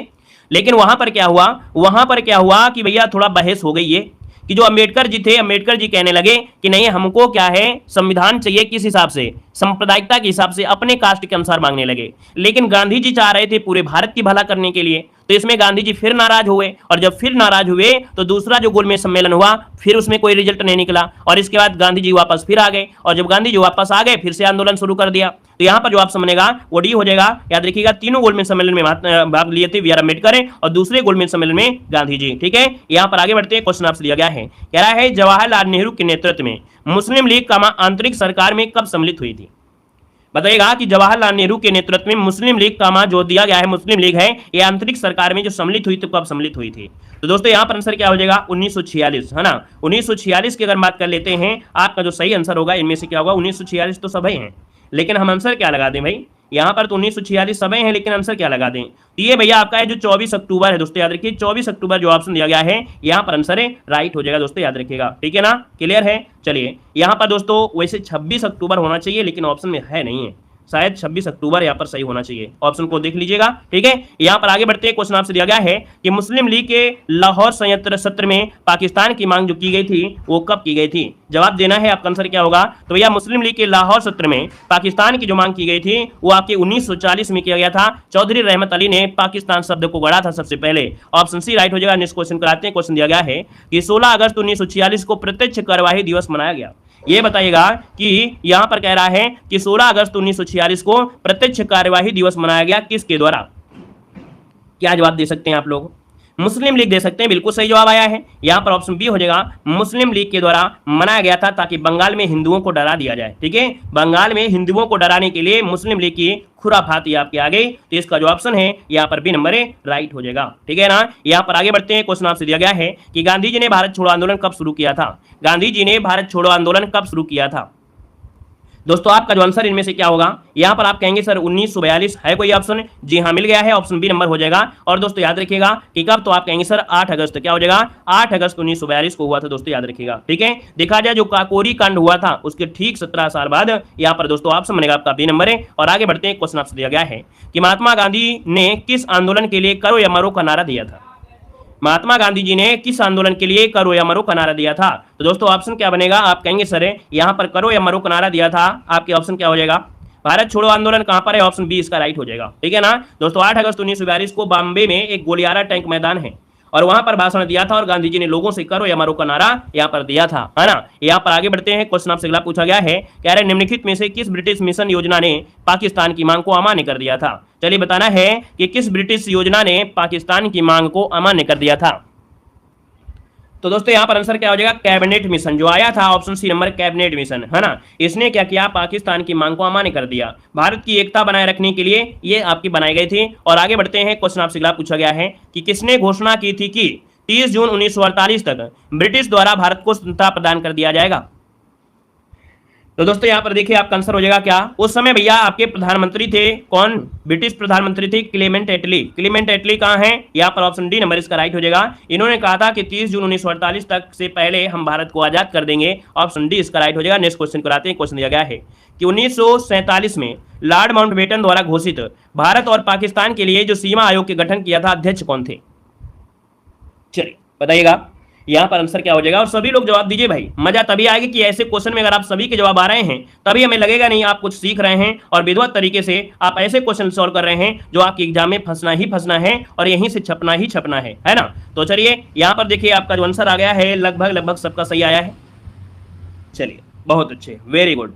यहाँ पर दोस्तों ऑप्शन को लॉक कर देते हैं। ऑप्शन आपका जो इनमें से बनेगा वो आपका बन जाएगा डी नंबर है, ये है आपके सिरिल रैडक्लिफ हो जाएंगे, ऑप्शन बनेगा यहाँ पर डी नंबर है, राइट हो जाएगा। चलिए भाई आगे बढ़ते हैं, क्वेश्चन आपसे अगला पूछा गया है, कह रहे रास बिहारी बोस द्वारा संगठित भारतीय स्वतंत्रता लीग किस संगठन का एक अग्रदूत था। यहाँ पर जवाब देना है कि रास बिहारी बोस द्वारा संगठित भारतीय स्वतंत्रता लीग किस संगठन का एक अग्रदूत था। यहाँ पर आंसर क्या हो जाएगा, अच्छा क्वेश्चन है, पूछा भी गया है। यहाँ पर देखिए ऑप्शन क्या बनेगा, बहुत अच्छे, देखिए अच्छा प्रयास है। यहाँ पर देखिए लगभग सभी का जवाब आ गया है, आपका जो आंसर बनेगा बी नंबर है। याद रखिए भारतीय राष्ट्रीय फौज, क्या भारतीय राष्ट्रीय फौज, इसका जो ऑप्शन है बी नंबर राइट हो जाएगा। और अगले क्वेश्चन को आते हैं, आजाद हिंद फौज किसके नेतृत्व में लड़ी थी। यहाँ पर जवाब देना है, आपका आंसर क्या हो जाएगा कि आजाद हिंद फौज जो थी वो किसके नेतृत्व में लड़ी थी, इसका जो आंसर बनेगा इनमें से राइट क्या हो जाएगा। तो चलिए यहाँ पर जवाब देना है, आंसर इनमें से क्या बन सकता है। जवाब देखिए सुभाष चंद्र बोस जिसका आ रहा है बिल्कुल राइट हो जाएगा, सुभाष चंद्र बोस ऑप्शन राइट हो जाएगा। दोस्तों याद रखिएगा, ठीक है ना। यहाँ पर आगे बढ़ते हैं, क्वेश्चन दिया गया है, सुभाष चंद्र बोस अर्थात नेताजी सुभाष चंद्र बोस ने आजाद हिंद सरकार की स्थापना कब की थी। चलिए यहाँ पर जवाब देना है, आपका आंसर क्या होगा कि नेताजी सुभाष चंद्र बोस ने आजाद हिंद सरकार की स्थापना कब की थी। चलिए यहाँ पर अक्टूबर 1943, है ना। देखा जाए तो आपका जवाब हो जाएगा यहाँ पर अक्टूबर अर्थात 21 अक्टूबर 1943 को आजाद हिंद सरकार की स्थापना यहाँ पर हुई थी। तो ऑप्शन बनेगा यहाँ पर आपका जिसका आ रहा है सी नंबर है, राइट हो जाएगा। दोस्तों यहाँ पर दोस्तों आगे बढ़ते हैं, क्वेश्चन आपसे अगला पूछा गया है, कह रहा है स्वतंत्र भारत के, क्या दिया गया है, स्वतंत्र भारत के प्रथम भारतीय व अंतिम गवर्नर जनरल कौन थे। स्वतंत्र भारत के प्रथम भारतीय व अंतिम गवर्नर जनरल पूछा है भैया, तो भारतीय शब्द लगा दिया है तो आप कहेंगे ये हैं आपके चक्रवर्ती गोपालाचारी, जो कि ऑप्शन बनेगा ए नंबर है, राइट हो जाएगा। आगे बढ़ते हैं, क्वेश्चन आपसे अगला पूछा गया है कि किसने बंगाल में स्थायी उपनिवेश की शुरुआत की थी। किसने बंगाल में स्थायी उपनिवेश की शुरुआत किया था। यहाँ पर दोस्तों ऑप्शन क्या हो जाएगा, यहाँ पर जवाब देना है क्वेश्चन नंबर 122 और 122 का जो ऑप्शन बनेगा यहाँ पर हो जाएगा लॉर्ड कॉर्नवालिस। कौन है, कॉर्नवालिस, जो कि ऑप्शन आएगा यहाँ पर आपका डी नंबर है, राइट हो जाएगा। और आगे बढ़िए, क्वेश्चन आपसे अगला पूछा गया है और क्या रहा है, यहाँ पर दिखेगा, यहाँ पर दिया गया है कि चक्रवर्ती गोपालाचारी से पूर्व भारत के गवर्नर जनरल कौन थे। चलिए बताइएगा कि चक्रवर्ती गोपालाचारी से पूर्व भारत के गवर्नर जनरल कौन थे। यहाँ पर ऑप्शन क्या हो जाएगा, तो भैया आप कहेंगे सर इनके पहले लॉर्ड माउंटबेटन थे, है ना। इसके पहले लॉर्ड माउंटबेटन थे जो कि 1948 से 1950 तक थे। तो यहाँ पर जो आंसर है यहाँ पर ऑप्शन ए नंबर राइट हो जाएगा। लेकिन बाद में क्या हुआ कि गोपालाचारी के बाद देखा जाए गवर्नर का पद ही समाप्त कर दिया गया था और इसके बाद इस पद का नाम राष्ट्रपति में कर दिया गया था। तो उस समय जो आपका गवर्नर जनरल थे, वर्तमान में जो नाम है वो भैया राष्ट्रपति आपका नाम दे दिया गया था। यहां पर आगे बढ़ते हैं, क्वेश्चन आपसे दिया गया है, कह रहा है जनवरी 1858 में लॉर्ड कैनिंग तक चले गए और दिल्ली डिवीजन को छोड़कर उत्तरी पश्चिमी प्रांत का गठन किया था। दोस्तों 124 नंबर की अगर बात कर देते हैं तो ऑप्शन में से राइट ये हो जाएगा कि भैया जनवरी 1858 में जो लॉर्ड कैनिंग थे ये इलाहाबाद तक चले गए और दिल्ली डिवीजन छोड़ दिया और उत्तरी पश्चिमी प्रांत का गठन किया था। ऑप्शन राइट हो जाएगा बी नंबर है। और आगे बढ़ते हैं, क्वेश्चन आपसे दिया गया है और क्वेश्चन आपसे कह रहा है कि भारत में किस गवर्नर जनरल को स्थानीय सुशासन का पिता कहा जाता है। दोस्तों स्थानीय सुशासन का पिता जो कहा जाता है वो किसे कहते हैं, ये कौन हो जाएंगे, ऑप्शन जल्दी से कमेंट करें, फटाफट जवाब देना है। जितने भी साथी यहाँ पर जुड़े हैं सबके जवाब बिल्कुल फास्ट तरीके से आना नहीं चाहिए, लगे कि नहीं आप लोग यहाँ पर बेहतर तरीके से यहाँ पर अपने तैयारी किया है। तो चलिए यहाँ पर जो ऑप्शन आ गया है यहाँ पर लॉर्ड रिपेन, जिसका ऑप्शन आ रहा है डी नंबर है, लॉर्ड रिपेन आपका जवाब इनमें से राइट हो जाएगा। चलिए आगे बढ़ते हैं, क्वेश्चन आपसे दिया गया है कि लॉर्ड डलहौजी ने अवध को कब कब्जे में लिया था। जवाब देना है कि लॉर्ड डलहौजी ने अवध को जो कब्जे में लिया वो कब लिया था। सबसे बड़ी गलती कर दिया, सबसे बड़ी गलती डलहौजी ने क्या कर दिया कि अवध को अपने कब्जे में ले लिया, क्योंकि आपको मालूम है अवध से ही सबसे ज्यादा सैनिक थे। अंग्रेजी ब्रिटिश शासन के समय जो अंग्रेजों के समय सेना थी तो भाई भारत के लोग भी थे उसमें, तो सबसे ज्यादा जो सेना थी अवध की थी और अवध में क्या किया भैया इन्होंने कब्जे में लिया, तो अवध के लोग और नाराज हो गए। तो कहीं ना कहीं देखा जाए पावर आपको मिल गई और भी लोगों को, तो इससे क्या हुआ भैया कहीं ना कहीं ये ऐसी 1857 की क्रांति ने जन्म दे दिया। तो यहाँ पर जो आंसर आपका आ गया है वो भी हो जाएगा 1856, ऑप्शन राइट हो जाएगा आपका बी नंबर है। यहाँ पर आगे बढ़ते हैं, क्वेश्चन आपसे दिया गया है कह रहा है सिविल सेवा किसके शासनकाल में प्रारंभ की गई थी। बताना है आपको, जवाब देना है कि सिविल सेवा किसके शासनकाल में प्रारंभ की गई थी। तो दोस्तों यहां पर आंसर क्या हो जाएगा, यहां पर देखिए लॉर्ड कॉर्नवालिस। चलिए यहां पर देखिए जवाब आ रहे हैं सभी के, यहां पर लॉर्ड कॉर्नवालिस बिल्कुल सही जवाब है। याद रखिएगा लॉर्ड कॉर्नवालिस के समय में ही सिविल सेवा प्रारंभ की गई थी दोस्तों, याद रखिएगा। और इलाहाबाद में साल 1922 में सिविल सेवा परीक्षा की शुरुआत भी की गई थी, ठीक है ना। यहां पर दोस्तों आगे बढ़ते हैं, क्वेश्चन आपसे अगला पूछा गया है, कह रहा है निम्नलिखित में से कौन से राष्ट्रीय नेता property and un-British rule in India के लेखक हैं। बताइएगा कि कौन से राष्ट्रीय नेता property and un-British rule in India के लेखक हैं। यहाँ पर आंसर क्या हो जाएंगे, तो आप कहेंगे सर द ओल्ड मैन के नाम से जाने जाते हैं कौन, तो भैया दादा भाई नौरोजी, और ऑप्शन बनेगा यहाँ पर सी नंबर राइट हो जाएगा। चलिए आगे बढ़ते हैं, क्वेश्चन आपसे दिया गया है कह रहा है हिंद स्वराज नामक पुस्तक की रचना किसने की थी। हिंद स्वराज नामक जो पुस्तक लिखा है वो किसने लिखा है, तो आप कहेंगे सर यहाँ पर देखा जाए जो गांधी जी के विचार हैं है ना, वो गीता के जैसे महत्व रखती है। 1909 में गांधी जी के द्वारा लिखा गया था, जो कि ऑप्शन बनेगा यहाँ पर आपका सी नंबर है मोहनदास करमचंद गांधी, आपका जवाब राइट हो जाएगा। चलिए आगे बढ़ते हैं, क्वेश्चन आपसे दिया गया है कि डिस्कवरी ऑफ इंडिया पुस्तक के लेखक कौन है। बिल्कुल सिलेक्टेड क्वेश्चन आपके हैं, वही पुस्तकें हैं जो कि आपके एग्जाम में पूछी गई हैं। डिस्कवरी ऑफ इंडिया यहाँ पर जवाब आ रहा है और जवाहरलाल नेहरू भी ऑप्शन आपके सामने दिया गया है, आपका जवाब बी नंबर राइट हो जाएगा। यहाँ पर दोस्तों आगे बढ़ते हैं, क्वेश्चन आपसे दिया गया है ए नेशन इन मेकिंग के लेखक कौन है। ए नेशन इन मेकिंग के लेखक इनमें से कौन है। दोस्तों यहाँ पर जो आंसर है वो राइट इनमें से क्या हो जाएगा, तो ए नेशन इन मेकिंग के लेखक हैं सुरेंद्र नाथ बनर्जी, ऑप्शन बनेगा ए नंबर सुरेंद्र नाथ बनर्जी, इसका आंसर है राइट हो जाएगा। और आगे बढ़ते हैं, क्वेश्चन दिया गया है कह रहा है वंदे मातरम पत्रिका की स्थापना किसने किया था। भारत में वंदे मातरम पत्रिका की स्थापना किसने किया था, ऑप्शन क्या हो जाएगा, तो आप कहेंगे सर अरविंद घोष हैं कोई ऑप्शन में, जी हाँ मिल गए हैं, ऑप्शन सी अरविंद घोष आपका आंसर राइट हो जाएगा। इन्होंने क्या किया था 1905 में अंग्रेजी भाषा के समाचार पत्र वंदे मातरम का प्रकाशन किया, ऑप्शन सी हो जाएगा। और आगे बढ़ते हैं, क्वेश्चन आपसे दिया गया है कह रहा है किसने इंदु प्रकाशन का प्रकाशन किया था। सब कुछ मिलेगा, जो भी महत्वपूर्ण पुस्तकें आपकी हिस्ट्री में आपकी हैं है ना, तो यह इंदु प्रकाशन का जो इंदु प्रकाश का जो प्रकाशन किया था वो जयशंकर प्रसाद। अब यहाँ पर देखेंगे कि इंदु संपादन किया था 1909 में है ना, इंदु प्रकाशन का 1909 में हुआ था और 1909 में हुआ है। तो यहाँ पर और कौन थे इसके साथ, तो भैया इनके साथ आपके जस्टिस रनाडे भी थे, ठीक है जस्टिस रनाडे भी थे। लेकिन जब ऑप्शन में नहीं मिला है तो कहीं ना कहीं अगर आप लगाएंगे कि जयशंकर प्रसाद तो लगा सकते हैं, यहाँ पर ऑप्शन देखो दिया गया है क्या, यहाँ पर आपका डी दिया गया है। लेकिन ये कह सकते हैं कि भैया इंदु प्रकाशन के समय देखा जाए तो आपके जयशंकर प्रसाद तो थे ही, साथ में यहाँ पर जस्टिस रनाडे थे, वीएन मांडलिक भी थी, नवजीवन चंद्र राय भी था, इनमें से भी आपके थे। तो कुल मिलाकर इस प्रकार से आंसर है आपका बन जाएगा। यहाँ पर दोस्तों आगे बढ़ते हैं, क्वेश्चन आपसे अगला पूछा गया है कि देश बंधु किसे कहा जाता है। देश बंधु किसे कहा जाता है? आपका जो आंसर है इनमें से क्या हो जाएगा? देश बंधु आपसे पूछा गया है, आंसर क्या बनेगा? आप कहेंगे सर देश बंधु कहा जाता है चित्तरंजन दास को। चित्तरंजन दास जो ऑप्शन दिया गया है यहाँ पर सी नंबर है, इसका राइट हो जाएगा चित्तरंजन दास, जिसका ऑप्शन आया है यहाँ पर जवाब है राइट हो जाएगा। दोस्तों याद रखिएगा, ठीक है ना। चलिए यहाँ पर आगे बढ़ते हैं। क्वेश्चन आपसे दिया गया है कि किस स्वतंत्रता सेनानी को लोकमान्य की मानद उपाधि दी गई है? बताना है यहाँ पर जो आंसर है कि भैया कौन स्वतंत्रता सेनानी थे जिनको लोकमान्य की उपाधि दी गई है? लोकमान्य की उपाधि किसे दी गई है? यहाँ पर दोस्तों ऑप्शन क्या हो जाएगा? चलिए लोकमान्य की उपाधि जो दी गई है वो आपकी दी गई है किसे? बाल गंगाधर तिलक। ऑप्शन बनेगा यहाँ पर आपका सी नंबर है, बाल गंगाधर तिलक, ऑप्शन आपका राइट हो जाएगा। और अगला क्वेश्चन आपके सामने आ गया है कि गांधी जी ने रविन्द्रनाथ टैगोर को प्रेम से क्या उपाधि दिया था? चलिए बताइएगा यहाँ पर आंसर क्या हो सकता है कि भैया गांधी जी ने रविन्द्रनाथ टैगोर को कौन सी उपाधि दी? तो दोस्तों यहाँ पर देखा जाए तो आपका आंसर क्या बनेगा? जल्दी से बताइएगा कि गांधी जी ने रविन्द्रनाथ टैगोर को प्रेम से क्या उपाधि दिया था? तो भैया आपका आंसर यहाँ पर सबका सही है, यहाँ पर गुरुदेव दिया था। क्या बोले थे? गुरुदेव। ऑप्शन बनेगा बी नंबर, गुरुदेव हो जाएगा। अगला क्वेश्चन यहाँ पर आपका आ गया है कि नई दिल्ली का मुख्य वास्तुविद जो डिजाइनर था इनमें से कौन था? तो भैया नई दिल्ली का जो वास्तुकार था, डिजाइनर था, इनमें से कौन था? तो हमने बहुत बार पढ़ाया भी है ना, स्पेशल डोज वाली क्लास में या स्टैटिक जी के जो हमने पढ़ाया है, थ्योरी में पढ़ाया है, या वीडियो के अंत में आपको पढ़ाते रहते हैं, हर जगह पढ़ाया है भैया, एडविन लुटियंस, है ना। यहाँ पर जो आंसर है यहाँ पर नंबर है राइट हो जाएगा। और आगे बढ़ते हैं। क्वेश्चन आपसे दिया गया है कि भारतीय स्वतंत्रता आंदोलन के दौरान 1932 में ग्रेट ब्रिटेन के किस प्रधानमंत्री ने सांप्रदायिक पुरस्कार की घोषणा किया था? तो दोस्तों यहाँ पर देखिए आपका आंसर में से क्या हो जाएगा? आप कहेंगे कि भारतीय स्वतंत्रता आंदोलन के दौरान 1932 में ग्रेट ब्रिटेन के किस प्रधानमंत्री ने सांप्रदायिक पुरस्कार की घोषणा की थी? चलिए साथियों यहाँ पर आंसर क्या हो जाएगा? ये है भैया कौन? यहाँ पर जेम्स रैमसे मैकडोनाल्ड जो आपसे हैं, 32 में इन्होंने किया था। तो ऑप्शन बनेगा यहाँ पर आपका डी नंबर है। और आगे बढ़ते हैं। क्वेश्चन आपसे दिया गया है, कह रहे अंग्रेजों के विरुद्ध खान अब्दुल गफ्फार खान द्वारा प्रारंभ किए गए आंदोलन का नाम क्या था? यहाँ पर जवाब देना है। आपका जो आंसर है इनमें से राइट क्या हो सकता है? बताइएगा भाई आपका जवाब क्या बनेगा। चलिए कह रहा है अंग्रेजों के विरुद्ध खान अब्दुल गफ्फार खान द्वारा प्रारंभ किए गए आंदोलन का नाम क्या था? वीडियो को भी लाइक शेयर करते हुए चलेंगे साथियों, जितने लोग यहाँ पर जुड़े हैं, पहले जुड़े हैं या बाद में जुड़े हैं, है ना। और भैया थोड़ा बहुत लाइक जरूर करते रहिएगा जितने लोग जुड़े हैं, ठीक है।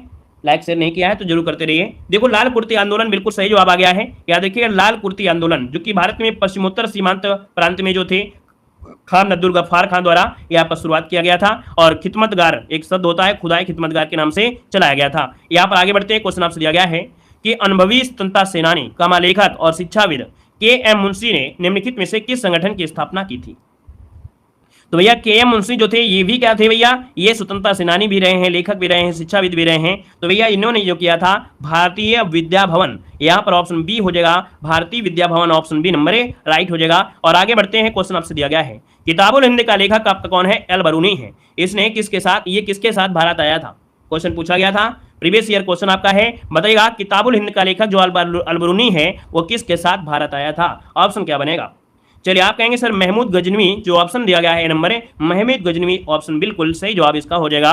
और आगे बढ़ते हैं। क्वेश्चन दिया गया है कि 22 जनवरी 1760 को लड़े गए वांडीवास के युद्ध में फ्रांसीसी सेना का नेतृत्व लैली ने किया था, जबकि ब्रिटिश सेना का नेतृत्व किसने किया था? आईएमपी क्वेश्चन है। बताइएगा कि भैया 1760 में लड़ा गया था, है ना, यहाँ पर वांडीवास का युद्ध। और इस युद्ध में देखा जाए तो फ्रांसीसी सेना में लैली थे और ब्रिटिश सेना में जो थे वो एयरकोट थे। कौन? एयरकोटे थे। और दोस्तों याद रखिएगा यही युद्ध आपके देखा जाए फ्रांसीसियों का दमन था, और इस युद्ध के बाद फ्रांसीसी काम खत्म हुआ, मतलब ऑप्शन आपका नंबर है राइट हो जाएगा। यहाँ पर आगे बढ़ते हैं। क्वेश्चन आपसे दिया गया है निम्नलिखित में से किसने बंगाल में सरकार की द्वैध शासन प्रणाली समाप्त की थी? यहाँ पर जवाब देना है आपसे। यहाँ पर कह रहा है कि बंगाल में द्वैध शासन की जो शुरुआत किया था, बंगाल में द्वैध शासन की प्रणाली जो समाप्ति किया था वो किसने किया था? यहाँ पर जो आपका आंसर इनमें से क्या हो जाएगा? चलिए क्वेश्चन नंबर आपको 43 ऑप्शन देना है। आपका जो जवाब है इनमें से राइट क्या हो जाएगा? चलिए फटाफट जवाब देना है। यहाँ पर आंसर क्या होगा? तो आप कहेंगे वारेन हेस्टिंग। वारेन हेस्टिंग ने बंगाल की जो द्वैध शासन प्रणाली थी उसे समाप्त किया, तो ऑप्शन बनेगा आपका बी नंबर राइट हो जाएगा। चलिए आगे बढ़ते हैं। क्वेश्चन आपसे दिया गया है निम्नलिखित में से किसने शक्तिशाली सैन्य बलों के एक समूह चहलगामी को समाप्त किया? देखिए चहलगामी जो होता है ये 40 तुर्क सरदारों का क्या था? गठन था, है ना। और जो समाप्त किया था वो बलबन ने किया था। बलबन जो कि ऑप्शन है आपका ए नंबर हो जाएगा। अगर पूछे कि जो सैन्य बल था चहलगामी, इसको बनाया किसने था? तो भैया ये निर्माण किया था आपके इल्तुतमिश ने, है ना, और समाप्त किया था आपके बलबन ने। तो ऑप्शन क्या हो जाएगा? सी हो जाएगा। यहां पर दोस्तों आगे बढ़ते हैं। यहां पर जो चहलगामी समाप्त किया वो आपके बलबन ने, ठीक है, ऑप्शन नहीं बनेगा। आगे बढ़ते हैं। क्वेश्चन दिया गया है कि चीनी यात्री फायान किस गुप्त शासक के शासनकाल के दौरान भारत आया था? लाजवाब क्वेश्चन दिया गया है, बिल्कुल चुना हुआ क्वेश्चन दिया गया है। बताएगा कि जो चीनी यात्री फायान था 21 गुप्त शासक के शासनकाल के दौरान आया था। 145 को ऑप्शन देना है। आपका जवाब इनमें से क्या होगा? तो आप कहेंगे सर जो फायान था ये चंद्रगुप्त द्वितीय के समय आया था। किसके? चंद्रगुप्त द्वितीय के समय आया था। ऑप्शन आपका सी नंबर है इसका राइट हो जाएगा। और इसके बाद यहां पर आगे बढ़ते हैं। क्वेश्चन दिया गया है कि 16वीं शताब्दी 19वीं शताब्दी के मध्य में कूका आंदोलन कहां से शुरू हुआ था? बताइएगा कि 19वीं शताब्दी के मध्य में कूका आंदोलन जो आपका है ये कहां से शुरू हुआ था? आंसर इनमें से राइट क्या हो जाएगा? तो दोस्तों 146 नंबर की अगर बात कर लेते हैं तो जवाब यहां पर हो जाएगा पश्चिमी पंजाब। याद रखिए जो कूका आंदोलन था ये पश्चिमी पंजाब से हुआ था, भगत जवाहर मल, जो कि ऑप्शन बनेगा आपका ए नंबर है। और आगे बढ़ते हैं। क्वेश्चन आपसे दिया गया है, कह रहा है महात्मा गांधी ने सत्याग्रह सभा की स्थापना कब की थी? महात्मा गांधी ने सत्याग्रह सभा की स्थापना कब किया था? बहुत ही आईएमपी क्वेश्चन है। 1919 बिल्कुल सही जवाब है। यहां पर जो ऑप्शन है फरवरी 1919 बिल्कुल सही जवाब हो जाएगा।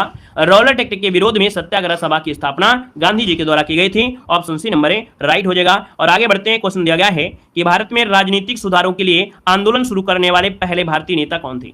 भारत में राजनीतिक सुधारों के लिए आंदोलन शुरू करने वाले पहले नेता जो आपके थे इनमें से कौन थे भैया? यहां पर आपका जवाब इनमें से होगा क्या? तो आप कहेंगे सर इनमें से जो आपके राजा राम मोहन राय हैं, इन्हें भारत का अग्रदूत भी कहते हैं, नवजागरण का पिता भी कहते हैं। बहुत नाम इनके तमाम नामों से जानते हैं क्योंकि बहुत ही आईएमपी पॉइंट भी है। ऑप्शन बी नंबर है राइट हो जाएगा। अगला क्वेश्चन आपके सामने आ गया है कि वर्ष 1917 का सत्याग्रह महात्मा गांधी का पहला सत्याग्रह था और भारतीय स्वतंत्रता आंदोलन में एक बड़ा विद्रोह भी था। दोस्तों यहां पर देखिए आपका जो आंसर बनेगा इनमें से तो 17 वाला जो आपका है चंपारण हो जाएगा। क्या? चंपारण आंदोलन ये बहुत बड़ा देखा जाए तो एक विद्रोह था, है ना, और ये गांधी जी का पहला सत्याग्रह था। दोस्तों ऑप्शन बनेगा यहाँ पर डी नंबर राइट हो जाएगा। यहाँ पर दोस्तों आगे बढ़ते हैं। क्वेश्चन दिया गया है, कह रहा है गांधी जी ने महात्मा गांधी ने अर्थव्यवस्था की वकालत की थी। दोस्तों ये बताना है कि महात्मा गांधी ने कौन सी अर्थव्यवस्था की वकालत किया था। वो चाहते थे अपने भारत का विकास करना है तो कुछ इस प्रकार से किया जा सके। यहाँ पर कौन सा है? तो आपका आंसर क्या होगा? आप कहेंगे सर यहाँ पर विकेंद्रीकृत। क्या हो जाएगा? विकेंद्रीकृत अर्थव्यवस्था की वकालत किया था, है ना। और देखा जाए तो आपके कुटीर उद्योगों को बढ़ावा देना, साथ में दोस्तों यहाँ पर देखा जाए इन्होंने आदर्श ग्राम योजना, आदर्श ग्राम बनाने के लिए यहाँ पर सपने देखे थे। तो इस प्रकार से यहाँ पर क्या हो गया? सी नंबर राइट हो गया है। तो दोस्तों यहाँ पर देख सकते हैं कि जो क्वेश्चन का लेवल है हम आपको वही लेवल रख रहे हैं। जी एग्जाम नवाज सभी को जय हिंद, वंदे मातरम।